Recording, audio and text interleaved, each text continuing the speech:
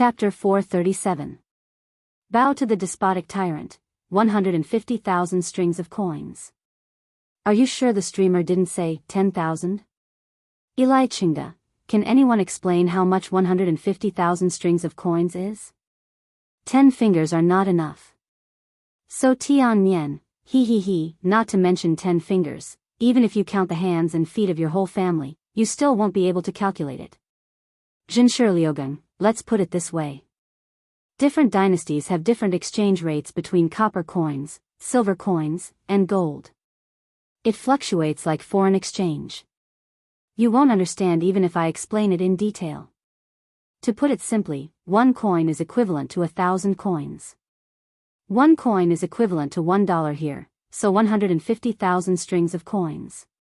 Can you guess how much money it is? Traveling to ancient times with a glass vase at home and becoming a billionaire in an instant. Are you afraid of such a huge profit? Selling a set of glass products for 150 million. Streamer, you're not just black-hearted, you're black-hearted from head to toe. Jiang Pengji looked at their comments and added helplessly. Host V, I'm not that black-hearted. Converting it to here, it's at most 70 to 80 million. Everyone, Dashan Matsi, this is the first time I know that it's not black-hearted to set a price of 7 or 8 yuan at 70 to 80 million. Slimming failure, streamer, you're great. Lu Shi steadied his heart to avoid being scared to death by his daughter. He looked at the glass tea set with a conflicted expression. After a while, he said, if there's only one set in the world, it's not impossible to sell it for 150,000 strings of coins. Jiang Pengji raised her eyebrows and said, it's definitely impossible to sell one set. That's why the price is set too high. Small profits but quick turnover can benefit more nobles in the northern borderline. The price should be set at a level that they can accept, but they don't think it's cheap. Lu Shi pondered for a while and his gaze turned to the glass tea set a few times. I think 5 to 20 strings of coins should be enough. We need to make a few more types of these things, and the price can be increased or decreased according to the purity. If we want the sales to be good, we have to plan carefully and promote their origins. After hearing Jiang Pengji's whopping price of 150,000 strings of coins, the audience felt that the streamer's father was very kind. Jianghu is the cutest, have my values been corrupted? Why do I feel that glassware is cheap? To me Dalao, to the one above, you are not alone. Don't Hu Shua Biyao, to the previous poster, there are more than 2 of you. Jiang Pengji frowned as she looked at the rows of complaints. Isn't this price too low? Lu Shi said, that's a good price. If you want a good horse, you'll have to lower the price. The northern borderline was vast and rich in high-quality horses. They also kept a close eye on the various horse farms. However, there would always be people who would take risks for the sake of profit. The horse that Lu Shi gave to Jiang Pengji was smuggled out. It was originally meant to be presented to the king of the northern borderline, but the officials under him intercepted it and sold it. The horse that they gave to the king was slightly inferior. How could Lu Shi not know about this? Lanting, Min often says that doing business is like fighting a war or ruling a country. There are many ways to do it. Once you master the rules, you can play with the entire market. Lu Shi smiled. His wife was an expert in business. She was the one who had built up the businesses of the second branch of the Lu family. He had been with her for many years and had learned a little. Leave this matter to me. You just have to wait for the money to come in. Jiang Pengji naturally believed in Lu Shi. Then I will control the number of kills and strive for excellence. Lu Shi nodded and added, the rarer something is, the greater its value. No matter how good something is, once there are too many of them, it won't be considered good anymore. I will stay here for a few more days to make a few sets of good quality and bring them back. From then on, don't make this thing in the kiln for the time being. Keep a close eye on the people under you. If anyone secretly makes it or spreads the skill, kill them. Don't be soft-hearted. I know. I have people who know how to make it. I know who leaked the secret. Jiang Pengji had a gentle smile on her face. The craftsman of the kiln could not help but feel his scalp go numb when he heard it.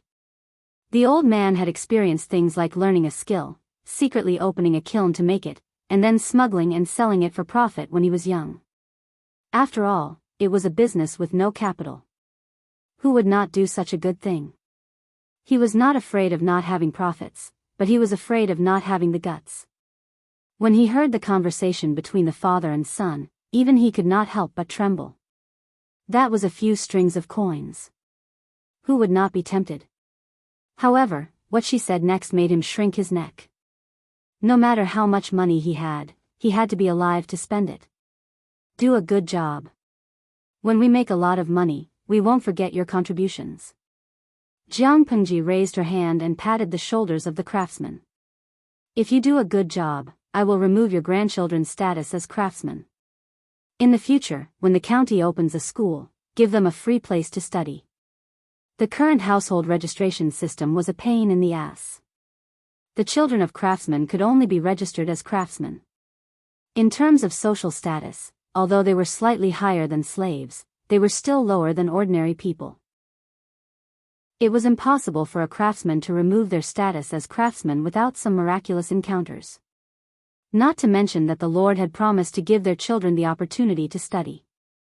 In this era, it was not easy to study, no matter how rich the family was.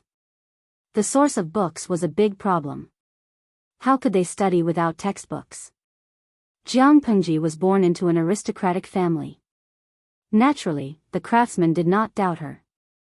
The craftsman's eyes lit up. He said in a loud voice, "Rest assured, my lord. I will not let you down." For the sake of the bright future of his descendants, for the sake of them becoming superior people, the craftsman of the brick kiln wished he could live here directly, keeping his eyes wide open to supervise everyone, managing every step well, and personally destroying all the glass waste. That's good. Jiang Pengji asked the craftsman to take out the 3 sets of glass tea sets. The best set would be given to Lu Shi. One would be used by herself, and the other would be kept in the government office of the county. The next day, Qiguan Rang came to work with sleepy eyes. When he opened the door, a strong golden light shone into the hall. The reflection made his eyes blur. TSK, what the hell was that? He squinted his eyes and found a set of exquisite, colorful objects on the table inside. All of a sudden, all the sleepy bugs flew away. Qiguan Rang was so scared that he quickly retreated to the door. He looked around and murmured, "Could it be that I'm not awake yet?" Qiguan Rang did not believe it. He took small steps toward the table. The beautiful objects had not disappeared. He carefully reached out his hand and touched it. A cold sensation came from his fingertips. They did not turn into bubbles. It's not a dream. His breathing became heavier. He stared at them with a serious expression. "What's wrong, Wenzheng?" After a while, Feng Jin came in with a large pile of dusty bamboo slips. Qiguan Rang was already inside. Chapter 438. Wenzheng. The bamboo slips that Feng Jin was carrying were piled high, blocking his view. When he didn't hear Qiguan Rang's response, he called again. "Ah." Qiguan Rang then reacted and stood up to help Feng Jin carry some of the bamboo slips. "When did you come, Huayu?" "I just came a while ago. I saw you sitting there in a daze. I thought you closed your eyes and fell asleep." Feng Jin carried the large pile of bamboo slips to the short table behind the screen in the government office. He sorted them according to the contents of the strips of cloth stuck on each bamboo slip. The work was a little tedious and needed to be careful. This small room was full of such bamboo slips, which recorded the case files of Xiangyang district in recent years. The content was vast and complicated. Although Xiangyang district was not big, there were many messy matters. In order to restore the work system of the entire district headquarters as soon as possible, Feng Jin began to work overtime again. He was just not as crazy as he was at the beginning. He desperately hoped that his lord would quickly start to recruit talents and get more people to help him share the workload. Today's government office was obviously more females than males. The girls from before had all become external staff. Fortunately, they had these well-educated and well-mannered maidens. Otherwise, the few of them would be exhausted to death. In order to make it convenient for these girls to work, his lord specially opened up another government office. It wouldn't be too awkward to meet them occasionally. Feng Jin tidied up for a while and realized that there was no movement outside. He was suspicious. Wenjing? What was wrong with Qiguan Rang today? If it was in the past, even if he didn't want to speak, there wouldn't be such an awkward silence. Feng Jin was puzzled. He took out the bamboo slips that he didn't finish yesterday and planned to finish them in one go today. What are you looking at? At this time, Feng Jin realized that Qiguan Rang wasn't asleep sitting down. His mind was obviously taken away by something. Wenjing, what are you looking at? You're so fascinated. This thing. Feng Jin stopped nagging, and his starry eyes widened. Suddenly, his hands loosened, and the bamboo slips in his arms fell to the ground. With a burst of crackling sounds, Feng Jin's toes were hit by the scattered bamboo slips, almost causing him to grimace in pain. How could Qiguan Rang be distracted when he heard the commotion? The two of them looked at each other, then tacitly shifted their gazes to the table. Feng Jin stopped tidying up the bamboo slips and hurriedly sat at the table. He secretly moved his toes. It hurt so much. He looked at the tea set on the table. What is this thing that emits colorful glaze light? Qiguan Rang was also puzzled. Does Huayi not recognize this thing? It can't be that serious, right? Feng Jin was born in the Feng family, which was one of the 4 noble families in Dongqing. His family had thousands of years of heritage. What did they not have in their family? Feng Jin had grown up in such a family. What had he not seen in this world? Qiguan Rang did not believe that Feng Jin had never seen this object before. In all honesty, Feng Jin had never seen this thing before. It looks like a tea set. Could it be a product of the northern borderline? Feng Jin picked up a small and delicate transparent bowl and carefully played with it. It was smooth and cold. It was summer and the weather was hot. There was no ice in the government office to cool down, so it was very hot. When Feng Jin touched the delicate teacup, his fingertips felt an indescribable coolness. It was cold and delicate, which made him love it so much that he couldn't put it down. The northern borderline. I don't think so. Qiguan Rang shook his head. His ancestral home was at the border, which was very close to the northern borderline. The customs of the two places were intertwined, and there were many commercial and trade contacts. If there was such a good thing, Qiguan Rang would have heard of it. I don't know who put this thing here. I saw it on the table when I came here. Even if Qiguan Rang did not have a hobby of collecting, he could see the value of the thing in front of him. It was definitely expensive. Feng Jin put the tea bowl back, but his eyes could not help but wander. He liked it the first time he saw it. Why don't we find someone to ask who came to the government office last night? Such a treasure can't just appear out of thin air. When Feng Jin was about to get up, he saw Su Ku rubbing his eyes. He looked like he did not have enough sleep, and there were still some green circles under his eyes. Wenjing, Huayu, you two are really early today. Su Ku called out. He keenly noticed that the two of them were behaving strangely. Then, his gaze was attracted by the set of incomparably dazzling glass tea set. What is this? The casting material is cold and hard, and there are no gaps. I've never heard of this before. The 3 people surrounded the set of glass tea sets. If Jiang Pengji had not swayed into the government office with a meat bun in her mouth and a pot of red dates and white fungus soup in her hand, the 3 people did not know how long they would be slacking. He frowned and shouted. What are you doing? You don't deal with the government affairs early in the morning. Why are you gathering here for a meeting?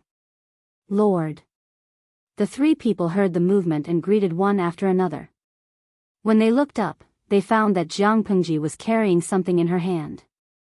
They recognized the red dates and white fungus soup, but they had never seen a lump of red dates and white fungus soup floating in the air. I saw that you have been tired recently, so I asked someone to make this red date soup. The temperature is just right. Jiang Pengji turned over the 3 inverted long glass cups on the table and poured a cup for each of them.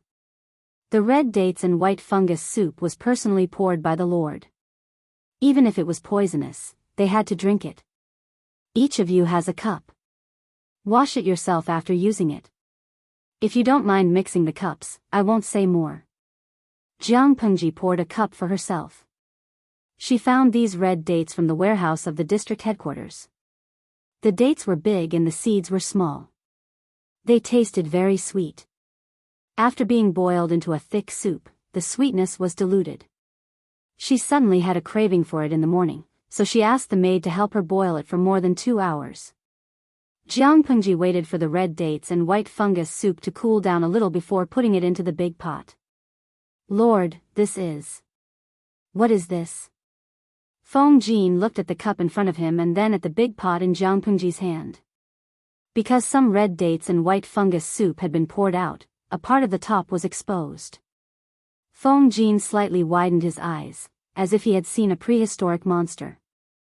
Needless to say, the material of the teapot and the teacups on the table came from the same source. His lord was definitely an insider and knew their origins. It's easy to clean a cup for drinking. The only drawback is that it's a little brittle and can't be dropped. Jiang Pengji's answer almost made Feng Jin and the other 2 choke. How could she want to drop such a precious glaze? Drink it. Don't worry, I didn't cook it. The maid of the district headquarters cooked it for me. It tastes good. The 3 of them were silent. It was not a matter of whether the red dates and white fungus soup tasted good at all. Su Ku picked up the cup. His fingertips could feel the warmth from the red dates and white fungus soup. Lord, where did these things come from? In fact, he wanted to ask how much it was worth, whether it was expensive, and whether he could buy one with his little wealth. The surface of the cup was smooth and translucent, with a colorful glaze. One could not help but want to gently touch the surface of the cup. The delicate touch was hard to match even for a girl with the most delicate skin. Su Ku not only had a problem with voice, but he also had some fetishes. This could be seen from his reaction when he first touched the bamboo paper. Chapter 439. Among the people present, except for Feng Jin who could still maintain his demeanor, Qiguan Rang and Su Ku were shocked. Su Ku, who overreacted, was even more miserable. He almost choked the red dates and white fungus soup into his lungs. He clutched his chest and coughed uncomfortably. What? 30,000 strings of coins? Su Ku coughed for a while to calm down. His voice suddenly rose, his fingers pointing at the cup were trembling. Squandering, squandering. He was very clear about how much money his lord had. Where did he get the 30,000 strings of coins to buy such a flashy but impractical thing? As the housekeeper of the entire district headquarters, Su Ku almost fainted from anger, but he forgot that Jiang Pengji did not have that much money. Even if she used the entire Xiangyang district to pay off the debt, she would not be able to get that much money, let alone embezzling it. The so-called 30,000 strings of coins was just said to tease the 3 of them. She did not expect them to be so easily teased. Qiguan Rang and Feng Jin were the first to react. They looked at the smiling Jiang Pengji with a serious expression. My lord is not the kind of person who indulges in pleasure. Why would you spend 30,000 strings of coins to buy such a thing? Don't tease me. Even though Feng Jin was from the Feng family, he would not spend 30,000 strings of coins to buy a set of collectibles. It was not that he could not afford it, but he was more pragmatic. TSK, the 3 of you really can't take a tease.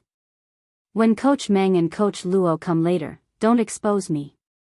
With such a playful master, the 3 of them were also mentally and emotionally exhausted. These things were made last night when I was baking the green bricks in the kiln. The quality is uneven. Those aren't the best glass. I originally wanted to destroy them, but thinking of your hard work, I stole a set and left it in the government office. Jiang Pengji smiled, revealing her white teeth. She looked proud. How about it? Do you think it's worth 30,000 strings of coins? 30,000 strings of coins? Why didn't she just rob the money? Su Ke's face was full of resentment. He thought his lord was a little more mature, but he did not expect her to be so bad. Feng Jin straightened his mind and carefully looked at the object in his hands. After thinking for a while, he slowly opened his mouth. This thing is rare in the world. It can be said to be a work of art. The quality is even more unheard of. If I meet someone who knows how to do it, 30,000 strings of coins is definitely worth it. It's just that I don't know how much money, manpower, and time are needed to make this thing. 30,000 strings of coins. Rich tycoons who chased after fame would indeed fork out their own money to buy it. They would even happily snatch it. But in today's world, who would spend so much money on a set of luxury goods to enjoy? Jiang Pengji drank the red dates and white fungus soup while listening to Feng Jin. She became more and more confident. I've already said that it's something I made when I was baking the green bricks. How much money, manpower, and time do you think it takes to make it? Jiang Pengji smiled and said, Huayu's judgment is absolutely accurate. After all, he's the second young master of an aristocratic family.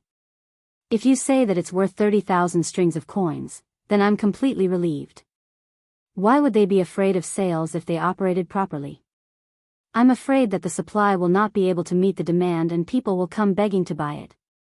Feng Jin and the rest were stunned on the spot. When they understood what Jiang Pengji meant, they were even more shocked. My lord, you mean to say, sell them for 30,000 strings of coins? Jiang Pengji said casually, no, these cups are for you to drink tea. When you drink tea from a ceramic bowl, there's always a muddy taste. Jiang Pengji not only wanted to bake glass products, but she also wanted to make porcelain that could only be found in the History Museum. However, she was still researching with her companions in the streaming room.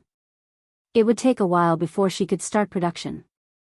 Seeing the three strategists' dumbfounded expressions, Jiang Pengji said shamelessly, Your lord, sympathize with my subordinates. Why would I treat you unfairly and exploit you? The few batches of glass tea sets that are baked in the brick kiln are for sale. Even if your lord plays with mud, she's different from ordinary people. She can play with different tricks. It's not 30,000 strings of coins, it might be 3 million strings of coins, or even more. She wanted to see who would dare to mock her for only playing with mud. If she didn't play with mud, where did the green bricks in Xiangyang district come from? Where did the glass in the brick kiln come from? Although Jiang Pengji didn't show a proud expression, her eyebrows were raised a little more than usual. Feng Jin and the rest were too shocked and didn't notice this detail, but the viewers in the streaming room were sharp-eyed. Jin Tian jigging, TSK, look, the streamer is so proud of herself. Buzia, if you didn't remind me, I wouldn't have noticed this detail. Looking at it now, not only is the streamer's tail high up in the sky, it's practically bringing her to fly to the 9th layer of heaven. Mayan Zizao, the streamer's proud look is asking for a beating, but why do I find it so cute? Don't talk nonsense, Sai, if that's the case, then I'll silently feel sorry for the fool who is about to be cheated. What is a fool? A fool with a lot of money. Come quickly. Jiang Pengji targeted the 3 tribes of the north borderline and set it as the first stop to cheat money.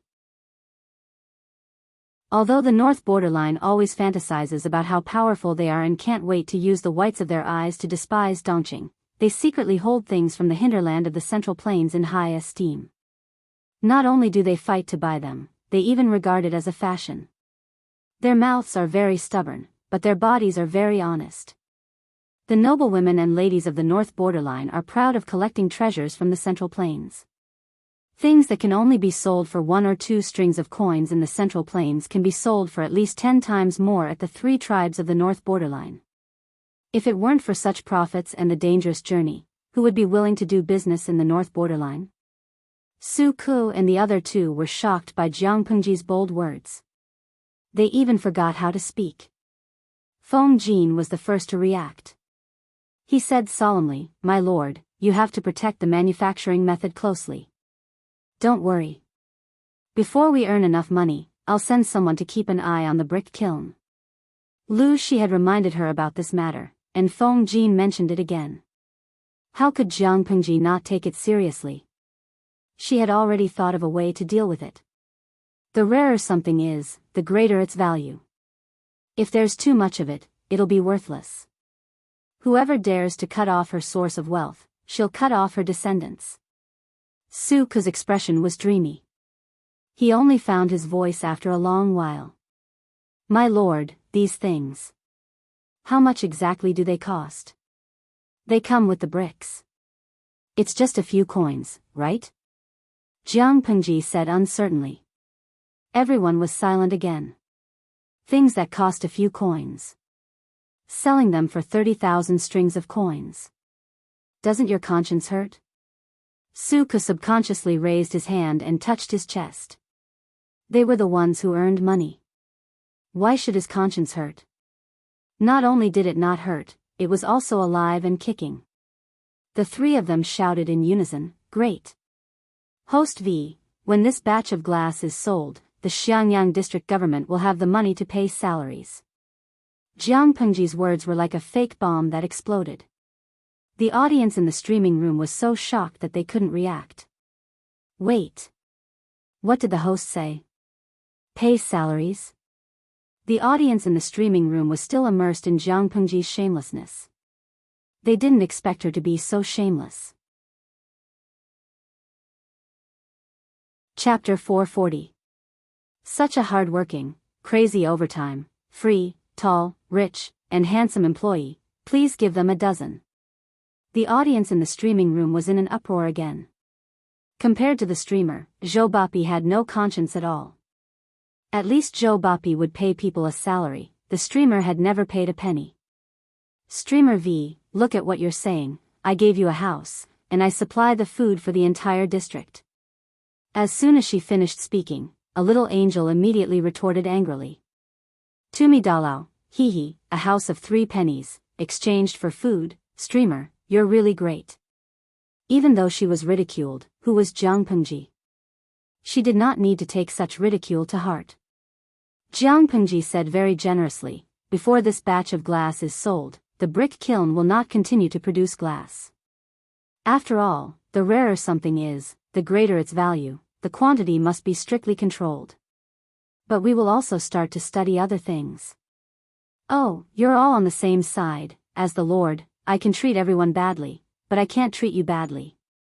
After we're done today, do you want to follow me to the brick kiln and each of you can choose a set? Although the glass was expensive, she knew her family well. She was not a stingy person, she would share blessings. Lu Shi originally wanted to stay in Xiangyang district for 2 days, but because of the glass, it was delayed for 3 to 4 days. The brick kiln worked day and night, speeding up the firing. The defective products were ruthlessly eliminated and destroyed. The quality glass teaware was carefully packed and placed in a box piled with layers of brocade. Just as Jiang Pengji ridiculed, glass was too fragile. To prevent the treasure from being damaged and losing tens of thousands of strings of coins, the protection work had to be done well. Who could afford to pay for it if it was broken? Although the audience in the streaming room ridiculed her for being too shameless, one thing had to be admitted, no matter how many fakes they were originally made, their true value lay in the market price at the end of the sale. The glass teaware indeed had a market value of tens of thousands of strings of coins. In other words, their lord gave away something that was easily worth tens of thousands of strings of coins. The three of them were a little confused by this explosive news, and they subconsciously opened their mouths to thank him. Jiang Pengji responded with a hum and suddenly changed the topic. Speaking of which, is the red dates and white fungus soup that bad? The red dates and white fungus soup in front of them was almost untouched, the temperature was almost gone. Feng residence, inner court. He did not know if Changxing was more like her father or her mother. At such a young age, one could already see her nature of being tormented. Yeah, she muttered a strange sound and used both her hands and feet. Under her unremitting efforts, her chubby body rolled once and finally turned over. Her 2 legs were flapping about, as if she wanted to turn back to her lying position. Wei Jingxian sat next to her and gently helped her to turn over so that she could continue to roll around and play. However, he smiled and said, "The way Changxing struggled just now was like a little tortoise that couldn't flip itself over." The maidservant at the side added with a smile, "Your servant heard from the old people that children need 4 to 5 months to be able to turn over and crawl around. Little girl's body is strong and healthy. It's only been 3 months, little girl can already turn over. With such precocious intelligence, perhaps in a few months, Fern will be able to hear the little girl call Yunyangqin." When Wei Jingxian heard this, the smile on her face became even more gentle.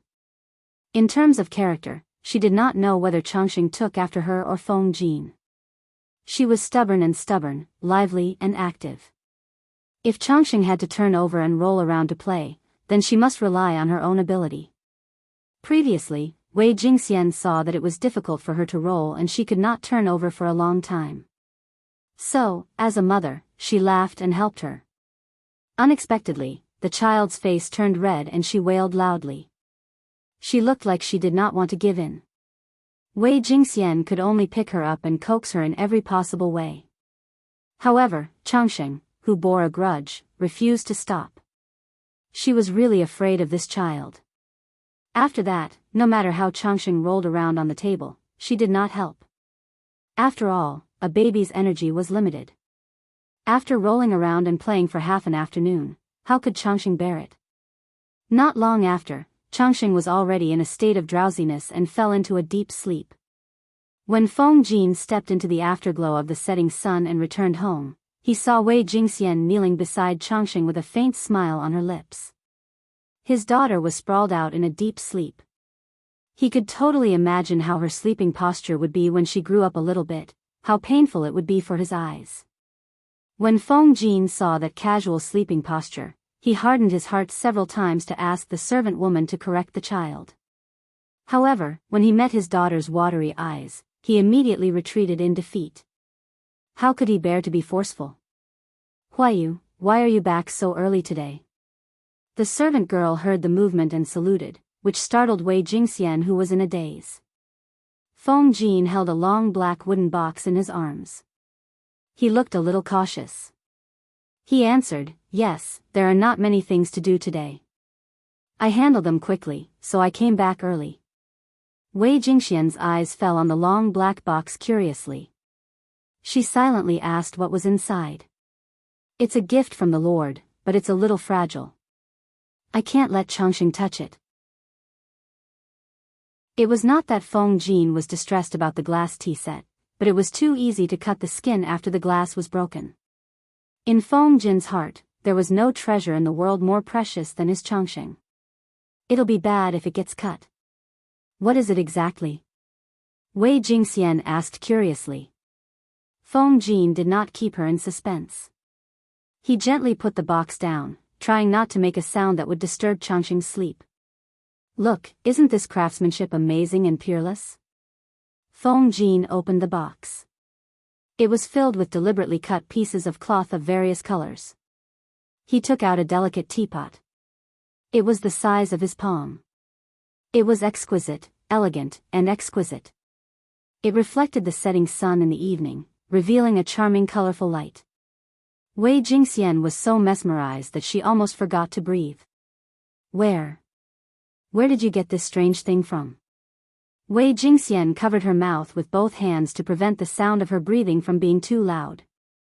"Lanting gave it to me. Not only did I get a share, but Wenzheng and the others also sent one." Feng Jin rarely addressed Jiang Pengji as his lord in private. It was not disrespectful, but he was more inclined to treat her as a friend.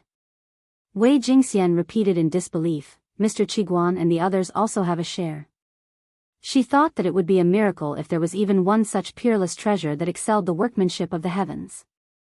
"Yes." Seeing his wife's reaction, Feng Jin suddenly wanted to tease her. "How much do you think it sold for? It's such a precious and beautiful thing. The price is definitely not low. It's at least 7 or 8,000 strings of coins." Feng Jin smiled and said, "Lanting wants to sell it to the nobles of the northern borderline for 30,000 strings of coins." Wei Jingxian's eyes widened in shock. She lost her voice and said, 30,000 strings of coins. Why don't you rob a bank? Chapter 441. A few days later, Lu Shi left with 20 sets of glass tea sets. Jiang Pengji saw him off outside the city. Lanting, you're 16 years old this year. Have you ever thought of revealing your true identity? Lu Shi looked at Jiang Pengji, who was riding on White's back, and said, I'm not asking you to restore your identity now. I just want you to reveal some information to those close to you, in case they can't accept it. It's better to be prepared, just in case. Jiang Pengji thought about it and said, this matter doesn't have to be rushed. Oh. Lu Shi did not understand. Jiang Pengji said, Huayu knows that I'm a girl. He's already accepted the most stubborn part. What's there for me to be afraid of?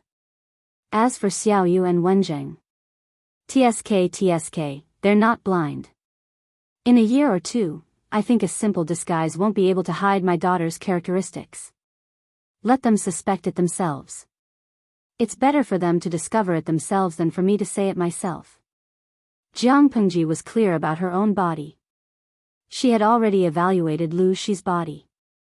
She concluded that it would be too difficult to rely on binding to make her chest flat-chested in the future. She couldn't possibly say that she had developed chest muscles, could she? After thinking about it, she decided to restore her original identity when her power was slightly stronger and she conquered the whole of Fengyi County or even Wanzhou. Even if Lu Shi hadn't reminded her, Jiang Pengji had the intention to slowly reveal her intentions. Her chest was slowly beginning to develop. It was too uncomfortable to continue binding. In order to release her cleavage and to breathe smoothly, she had to speed up her pace and build her power. Lu Shi saw that she had her own plans and felt reassured. The father and daughter exchanged a few words, then he asked the horsekeeper to set off. Let's go. Watching Lu Shi's carriage disappear from her sight, Jiang Pengji patted White. The beautiful little girl carried her back to the city. The horse's hooves stomped on the ground. It was as fast as lightning, stirring up a cloud of dust. While Xiangyang district was still under rapid construction, the outside world was already in a mess. Although the Tsingyi army had been rejected twice by Jiang Pengji, they still had a great appeal among the uninformed people. In addition, the Dongqing court had adopted a laissez-faire measure against them. This also led to the two northern prefectures becoming a battlefield for the Tsingyi army and the Red Lotus group. There was not much difference between the two peasant forces that rose up in revolt, but as time passed, the Red Lotus group gradually developed and strengthened, steadily suppressing the Tsingyi army. The reason was that the members of the Tsingyi army were bandits, while the Red Lotus group was a group of bandits with beliefs and needs. Was the Dongqing emperor willing to let these peasants act like tyrants in his territory? Of course, he was unwilling, and he even wished for nothing more than to capture all these wicked people, behead them, and exterminate their 9 generations. He had no choice but to allow the north to descend into chaos. 100,000 imperial guards escorting the entire royal family and the court officials to move the capital to Qinzhou was already very taxing. If the Tsingyi army or the Red Lotus group were to harass and pursue them from behind, no one could guarantee the safety of the royal family and the important officials. More importantly, the Dongqing emperor would not allow his dignity as the emperor to be trampled on like this. Therefore, when 2 groups of peasants rose up in revolt in the north, the Dongqing emperor simply turned a blind eye to it and allowed them to fight among themselves, restrain each other, and exhaust each other. It was a blessing in disguise for the team that moved the capital to Qinzhou. They traveled steadily and did not encounter too many disturbances along the way. Now that more than 3 months had passed, the huge and bloated team finally stepped into the border of Qinzhou. Calculating the time, they would reach the new capital in another 7 or 8 days. Everyone from top to bottom could not help but heave a sigh of relief. At that moment, the Dongqing emperor received news that almost made him vomit blood. Unfilial son. The Dongqing emperor was so angry that his hands trembled. He slapped Wu Majun hard, and his face tilted to one side. Wu Majun was called over by the emperor. As soon as the father and son saw each other, he was slapped hard, and he was stunned. Wuma Jun hated the emperor to the core. He could not wait for the old man to die immediately, but he still had to put on a sad expression. He knelt at the emperor's feet sincerely and said with tears streaming down his face, "Father, I don't know what I did to make you so angry, but I still beg you to calm down. Don't harm your body because of me."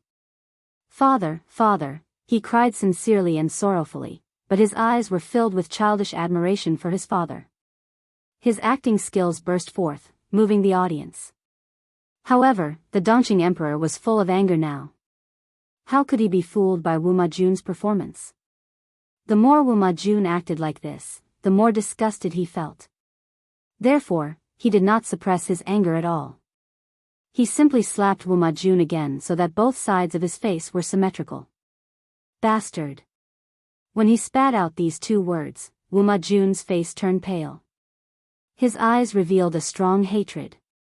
"Father, I have no problem with you slapping me, but you have to let me know what I did wrong, right?" Wuma Jun really hated the emperor in front of him, but he yearned for the emperor's unscrupulous supreme power. Look, if the man in front of him was not the emperor, how could he casually slap him, trample on his dignity, and disregard his character? It was all because the man in front of him was the emperor. At that moment, his inner obsession with the emperor's power climbed to the peak. "What did you do wrong?"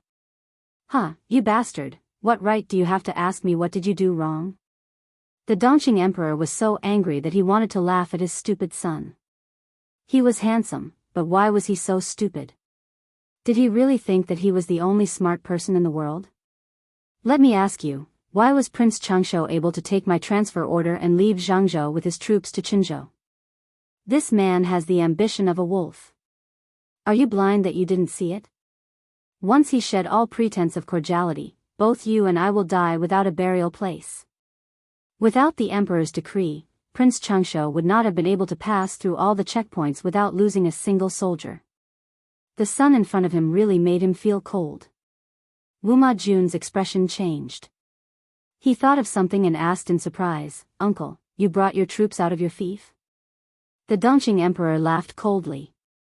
"Yes, 150,000 soldiers and horses were only 2 days' journey from here.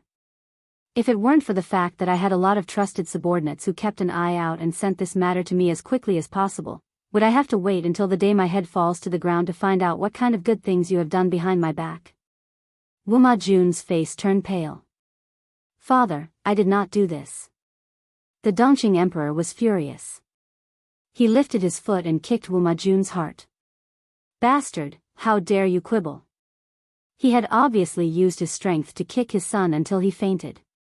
The Dongqing emperor took a breath and calmed down a little. He raised his hand and asked the medical officer to examine Wuma Jun. Perhaps because he had been too angry recently, the wrinkles on the emperor's face became more obvious and made him look older. "Jun, don't be sad. I will give you children in the future, many, many children." The emperor sat on the side of the bed and looked at the pale-faced woman lying on the bed. Her originally beautiful face was now pale and weak, making one feel pity for her. He comforted her, "You're a fool. Why didn't you discuss such an important matter with me?" Hui Jun turned sideways. Her tears flowed silently. She looked very pitiful. Her eyes were misty with tears. She looked at herself and said, "You and the fourth prince are father and son. I am just a stubborn person. No matter how deep my relationship with your majesty is, how can it be deeper than the relationship between your majesty and the fourth prince?" Chapter 442. The emperor's gaze was so gentle that it could drown a person. Hui Jun seemed to be a little shy from his gaze and turned her face away slightly. "Beloved, the person I love the most is you," the emperor said affectionately. Hui Jun blushed and immediately thought of something. She said, "You don't blame me anymore?" "When did I blame you?" The Dongqing emperor said. "That's all that unfilial son's fault. Why should I blame you?" Hui Jun's heart calmed down. She blushed shyly, which made people's throats itch. Then what about Prince Changshu? He's leading troops and has a fake imperial edict forged by the fourth prince. It's okay. I'll send someone to ask him to go back. If he refuses, haha. The Dongqing Emperor comforted Huijun gently. Don't be afraid. I wish I could hurt myself, but I can't bear to hurt you. Why are you so stupid? Take good care of yourself and give birth to 8 or 10 royal children for me in the future. Huijun was extremely shy when she heard this. Of course, she was laughing non-stop in her heart. She would rather give birth to a pig's child than this disgusting animal in front of her. Looking at the emperor's back as he left, Huijun, who was originally weak, snorted coldly and fell asleep on her side. When the earthquake in Shangjing happened, Wumajun asked her to find a way to get the emperor's private seal. She used all kinds of excuses to delay it for more than a month. She would be distracted from time to time in front of the emperor, her eyes filled with struggle and pain. Later, Wumajun was forced into a corner. She had to steal the emperor's private seal and fool around with him again. That night, she secretly asked someone to get an abortion pill. Of course, she was definitely not pregnant. After all, her body had been ruined in her early years. Perhaps she would never have the chance to be a mother in this lifetime, so it was fine to take the abortion pill. However, her carelessness was discovered by the emperor. Under his relentless questioning, she painfully revealed that Wumajun had forced himself on her during the day. She also revealed that Wumajun had asked for the emperor's private seal. In order to prevent Wumajun from being eliminated so quickly, she begged the emperor not to pursue this matter. For this, she put in a lot of effort. She drank medicine and tried to commit suicide. In any case, she wouldn't die. The people the emperor had arranged to be by her side wouldn't let anything happen to her. Therefore, Huijun was having a good time. The emperor, on the other hand, was exhausted. Perhaps the emperor also wanted to see what Wumajun was going to do with his personal seal. Perhaps her pleading had worked, so he had been holding it in for the past few days. Until he accidentally received news that Prince Changshu had led his troops to Qinzhou. The emperor was instantly enraged, and that was what had happened just now. Huijun did not understand politics, but she knew one thing: it's easier to invite the devil and then to send him away. Prince Changshu rushed over from Kaifeng with hundreds of thousands of troops. He was ambitious, so how could he be willing to be sent back? It would be best if they fought until their faces were red and their necks were swollen. Their brothers would quarrel with each other and they would not be in the mood to care about the news from the north. She would find a way to kill anything that could threaten her Langjun in the cradle. For example, the ambitious princess of the northern borderline. Huijun used her status to torment her. His mind was filled with all sorts of nonsense. Huijun yawned lazily. She thought about whether she should jump into the water to commit suicide tomorrow, or continue to lie in bed and pretend to be pitiful. When she thought of Wumajun and his son, she secretly rolled her eyes. How could such filthy people be the noblest royal family in the world? Huijun did not like palace fights. In addition, the emperor valued her. He slowly arranged for more and more confidants. The conspiracies in the harem could not be used in front of her. However, as an arrogant and pampered imperial concubine, it did not mean that she would not cause trouble for others. It was boring on the road. Bullying the emperor's beautiful concubines and the old and faded empress became her daily routine. Bring me the bronze mirror.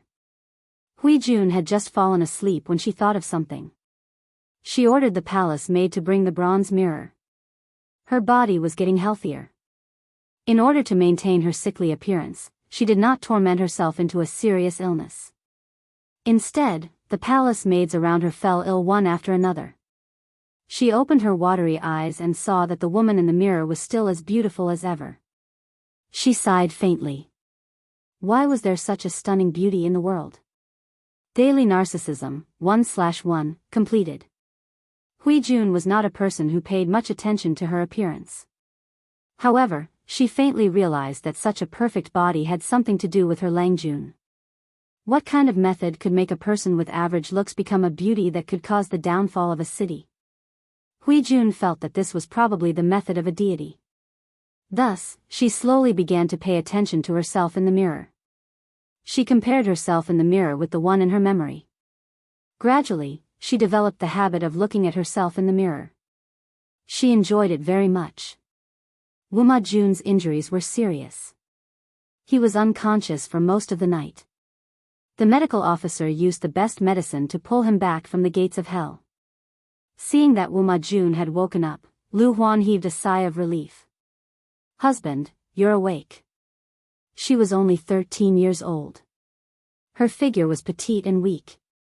However, her belly was very big. It was only 5 months, but her belly was bulging like a balloon. It was as if she had been pregnant for 8 or 9 months. It made people feel heavy just by looking at her. If an ordinary woman was pregnant with such a big belly, her complexion would not be good. However, Lu Huan was different. Her complexion was getting better day by day. Even her footsteps were lighter. Many servants secretly suspected that there was a problem with the 4th imperial concubine's belly. Could it be a fake pregnancy? Before this ridiculous rumor could spread, Lu Huan had already dragged the person out and beaten him to death. She was pregnant with the precious royal grandson. Who said that it was a fake pregnancy? Wuma Jun woke up and looked straight up. He did not say a word. However, deep in his eyes, a thick and dense hatred was brewing. "Husband, drink some ginseng soup. I personally brewed it for you." Lu Huan tried hard to fight for Wuma Jun's love. Unfortunately, this person did not touch her except on their wedding night. She knew that Wuma Jun still had that B*TCH, Hui Jun, in his heart. "Get lost." Wuma Jun raised his hand and knocked the bowl of ginseng soup to the ground. His face was ferocious. His eyes were bloodshot. He looked very terrifying. In the north of Dongqing, it had become a battlefield for the Tsing-Yi army and the Red Lotus Group. The people were mourning. Only Xiangyang district had become a pure paradise. The construction progress was getting faster and faster. The entire district was full of vitality. The forces in the south of Dongqing were even more nervous. Prince Changshu did not obey the imperial edict and refused to return to his fief. His ambition was obvious. Under such circumstances, the forces in the north borderline also began to stir. Lu Shi returned to Chongzhou under such circumstances. He took a brief look at the government affairs during this period of time. He discovered that there were faint rumors in the north borderline. Obviously, they felt that the time was ripe. They wanted to take advantage of Dongqing's complete weakness to destroy Dongqing in one fell swoop and occupy the central plains at the lowest cost. Their ambition was not small. Lu Shi roughly estimated the situation in Dongqing and sneered coldly in his heart. Before the 3 tribes of the north borderline made a move against him, he would first make a move against them. Crack. Lu Shi took a bite of the seasonal fruit. His mouth watered. He waved his hand and summoned his butler. The Lu residents had many businesses in the open and in the dark.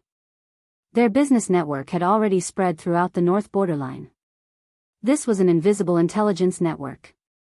Before the outbreak of chaos, he wanted to make a fortune. Otherwise, when the north borderline completely declared war on Dongqing, such good business would be rare. Thinking of the 20 sets of exceptional treasures, Lu Shi's smile grew wider. Chapter 443. The northern borderline was vast and had a small population. Coupled with the years of war, it was difficult for the people to survive. In the past 20 years, the royal family of the northern borderline, under the suggestion of the wise ones, finally agreed to cultivate and recuperate. They encouraged the people to have children and actively opened up business and trade with neighboring countries. Without a doubt, this policy was very correct. Today, the 3 tribes of the northern borderline were prosperous and lively. The country was extremely powerful. More than a decade ago, they launched a sneak attack on the border of Dongqing and took over the 3 cities of Chongzhou and Shanyu County. This made the northern borderline arrogant. They even thought that they had the absolute power to enter the central plains. After all, Dongqing was too weak now. It could not withstand the ravages of their armored cavalry. The country's demise was imminent. The wise ones of the northern borderline realized this and hurriedly beat them down. Only then did they manage to suppress the impetuousness and arrogance of the northern borderline. In recent years, Princess and Yaina had interfered. Dongqing's political situation had become more and more chaotic. The country's power had plummeted. In the eyes of the northern borderline, Dongqing was already in the bag. As soon as their king of the northern borderline gave the order, they could mobilize their troops to attack Dongqing. Under such circumstances, the king of the northern borderline could no longer hold back his pride. The king's authority was getting stronger and stronger. Until now, the wise one's honest and harsh words had aroused the king's disgust. This impetuous and arrogant atmosphere affected the entire northern borderline from top to bottom. Wu Liba, the strategist of the northern borderline's wise ones, seemed rough and rash, but he was actually a meticulous strategist. He realized the hidden dangers of the superficial arrogance in the northern borderline. He had advised the king of the northern borderline several times. No matter how weak Dongqing was, it was once one of the top 5 in the Central Plains. They should be extremely cautious when facing this enemy. Since ancient times, were there any lack of examples of arrogant soldiers being defeated? However, no matter how Wu Liba quoted from the classics, the king of the northern borderline did not listen. He even berated him harshly. Faced with this situation, Wu Liba was both worried and sad. He was not afraid of anything else. He was afraid that the northern borderline would become arrogant and look down on the enemy because of a small victory. Today, he was scolded by the king of the northern borderline again because of his advice. He hoped that the king of the northern borderline would order an order to restrain the excessive extravagance of the subjects and the exaggerated status of showing off their wealth. He pointed out the shortcomings and spoke generously, but the king of the northern borderline did not accept it. Wu Liba sighed. This was not a good thing for the north borderline, but he could do nothing about it. He couldn't tell when it started, but this demonic wind and evil qi had spread throughout the entire northern borderline. Filled with rage, Wu Liba returned home, exhausted both physically and mentally. A few female slaves came forward to serve him. He waited for a long time but did not see his wife. His thick eyebrows were tightly knitted together and his eyes were filled with undisguised unhappiness. He really looked down on this crude and uncultured wife of his. However, this marriage was fought for by Wu Liba's elders. Because his wife's maiden family ran a trading company, their wealth was well known in the northern borderline. When he marched to war, he needed the help of this generous wife to supply his rations. On account of this, Wu Liba felt that he could still tolerate this wife. However, men, especially men from the northern borderline, which one of them didn't want a shrewish wife to be gentle to them? This was a thought that even Wu Liba could not avoid. He had a strong desire to possess and control his wife. If he returned home one day and did not see his wife, Wu Liba's mood would become very bad. The northern borderline did not value a woman's chastity. There was no such thing as loyalty between husband and wife. If the wife was not satisfied with or did not like her husband, she might turn around and have an affair or keep a gigolo. Wu Liba believed that he was well versed in the culture of the Central Plains. Of course, he could not accept his wife climbing over the wall to find a man.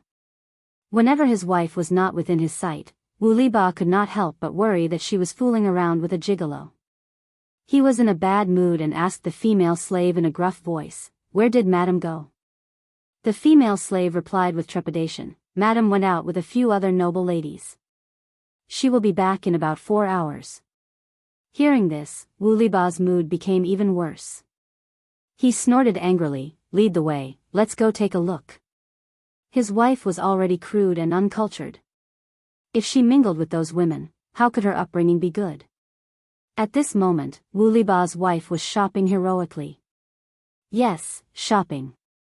When people went out to shop, they did not buy the good ones, only the expensive ones. One person could buy up an entire street. Her family was rich, and the northern borderline valued women very much. Hence, Wu Liba's wife did not lack money. Moreover, her husband was a brave general of the northern borderline. He was from the Wise Ones clan and was highly respected. Even the king of the northern borderline had to treat him with respect. Wu Liba's wife's life could not be more comfortable. When she was bored, she would bring a group of sisters to sweep the streets. Now, a group of northern borderline noble ladies were eagerly waiting for the treasure house's shopkeeper to deliver the treasures. Ladies, sorry to keep you waiting. The treasure house's shopkeeper was of mixed blood. He had the gentleness and elegance of a man from the Central Plains, but also the boldness and valiance of a man from the northern borderline. If not for the fact that he was already 45 years old and had a few granddaughters and grandsons, many high-ranking officials in the northern borderline would not be at ease to let their wives frequent the treasure house. This man was too charismatic. If he were to sleep with his wife while shopping, it would be a grievance. The shop often sold precious smuggled goods. This was also the favorite place of the northern borderline's aristocrats because the goods were good and expensive. The man held a box steadily in both hands. His slightly thin lips spoke in an elegant and tactful tone. These noble ladies even dared to press their husbands to the ground and beat them up. Usually, when they shouted, their voices could be heard from miles away. However, in front of this elegant middle-aged man, they could not help but display the demeanor of a lady. They patiently waited for him to slowly open the box and reveal the rare treasures inside. This is a colored glazeware. Ladies, please take a look. After the box was opened, the ladies' eyes were all attracted by the items lying quietly in the box. Wu Liba's wife only came to her senses after a while. She opened her mouth and asked, "Mr. Shopkeeper, how much are these treasures?" The shopkeeper said, "This is a set of tea-ware. The quality and workmanship are rare in the world. The price is a little expensive."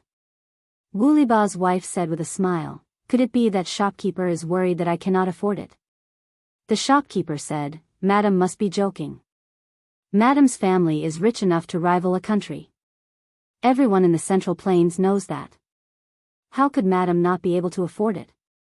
Even if you really cannot afford it, for Madam's sake, this set of treasures should lower its price and beg you to take it away. A treasure should be matched with a beautiful woman. Only a beautiful woman like Madam can bring out its value." Madam Wu Liba's cheeks reddened. The smile on her face grew brighter. Shopkeeper is really getting better at talking. There was no woman who did not like to be praised. Madam Wu Liba was even more so. Although the other ladies were not as rich as this one, they were also extravagant. They hurriedly inquired about the price. The shopkeeper's eyelids narrowed slightly. He said gently, "This set is of above average quality. It is not considered the best. Therefore, it is only sold for 25,000 strings of coins." 25,000 strings of coins? This price made many of the ladies hesitate. It was not that they could not afford it, but they felt that it was slightly expensive. Chapter 444. Why didn't he bring out the best? Of course, it was to test the ladies' acceptance of these colored glaze wares. Otherwise, how could he set the highest price?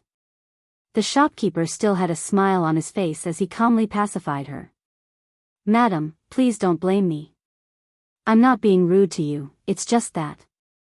Sigh, if this humble shop brought out the best treasures, it would raise your standards. When that time comes, what treasures should this humble shop bring out to attract your attention and make you linger here?" Madam Wu Liba blushed and clicked her tongue. "Just bring out the best, why are you worrying about this? Could it be that all the things this madam had bought from you over the years were all fake? Good or bad, when did I not take care of your business?" The shopkeeper smiled warmly and turned to go upstairs to retrieve the set of glass tea wares that he wanted to sell at a high price. The previous set was already eye-catching enough, but in front of this set, even the slightest flaw was magnified. Madam Wu Liba said directly, "I want this set."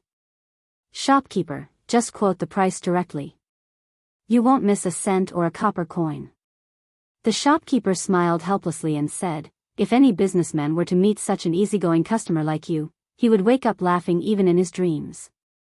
Madam Wu Liba asked boldly, "Shopkeeper, will you laugh tonight because of me?" Of course.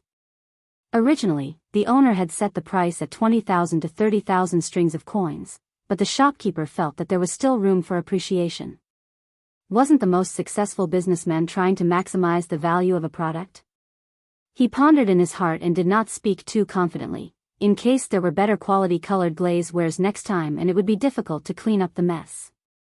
If these rich ladies were to kick up a fuss, his old bones would not be able to handle it. With a quick thought, he already had a way to deal with it. He said, "This set is the best in this batch. It's slightly more expensive than the previous set, 41,000 strings of coins." Madame Wuliba was not stupid. She understood the meaning behind his words. "Shopkeeper, are you saying that there will be better colored glaze wares?"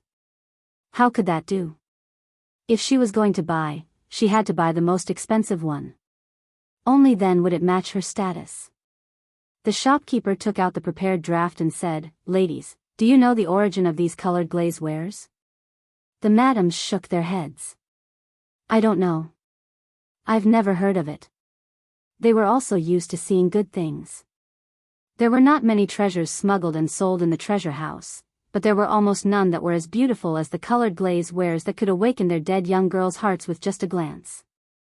Although colored glaze wares were a little expensive, it wasn't that they couldn't afford them. However, they had to buy things that were worth it, or else they would lose their value. There's a strange record of the great Xia dynasty. There was a golden phoenix descending from the sky of the Plum region, and at the same time, a baby girl was born.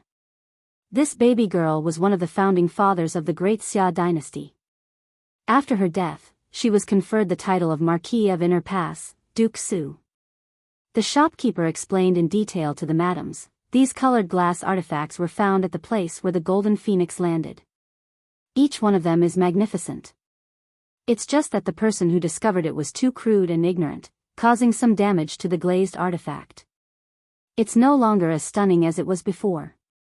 Madame Wuliba was the most cultured among the madams, and she loved to show off her culture.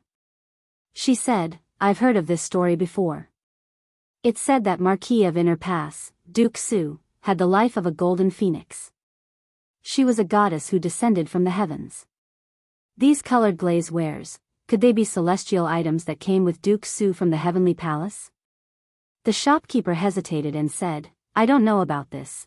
These colored glaze wares have been buried deep underground for hundreds of years. A while ago, the earthquake in Dongqing allowed them to see the light of day. The store had to expend a lot of resources to get a few sets of them. Now we're still thinking of ways to get more. The set in front of us is the best one in our shop's collection." When the madams heard this, they couldn't help but be surprised. Their already wavering hearts became even more one-sided. Even if they didn't have a legendary background, they were still tempted. Now that they heard this story, they wanted to snatch it. Madame Wuliba saw the expressions of the madams and secretly regretted it.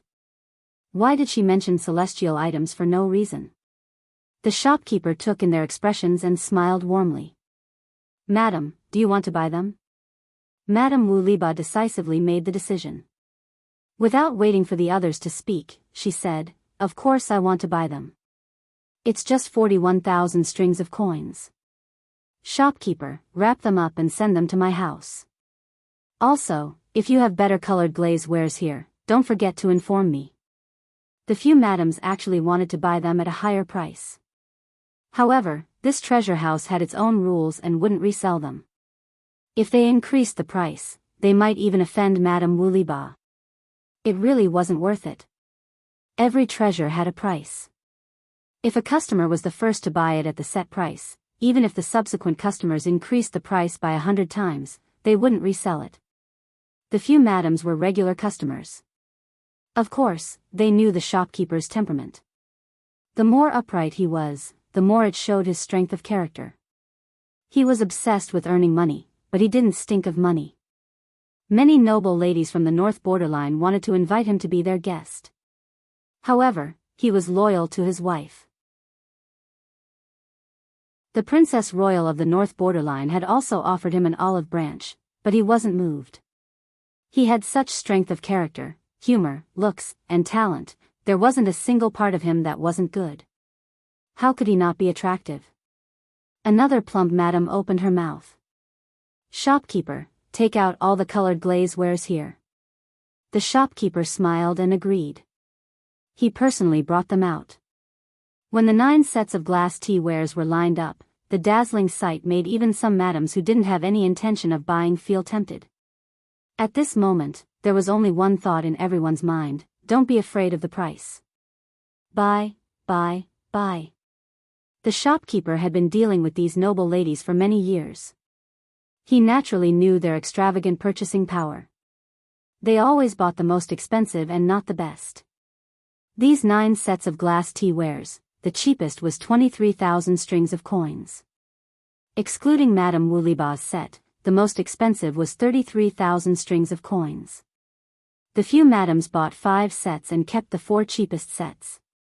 The total was 146,000 strings of coins. Sigh, this money was easy to earn. It was even better than robbing. The shopkeeper sighed silently in his heart.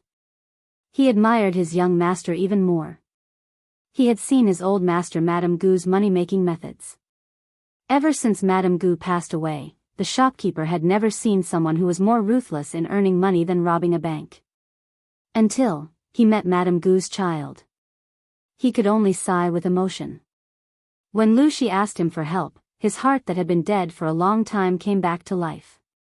He loved to earn money, but he loved the thrill of tricking people even more.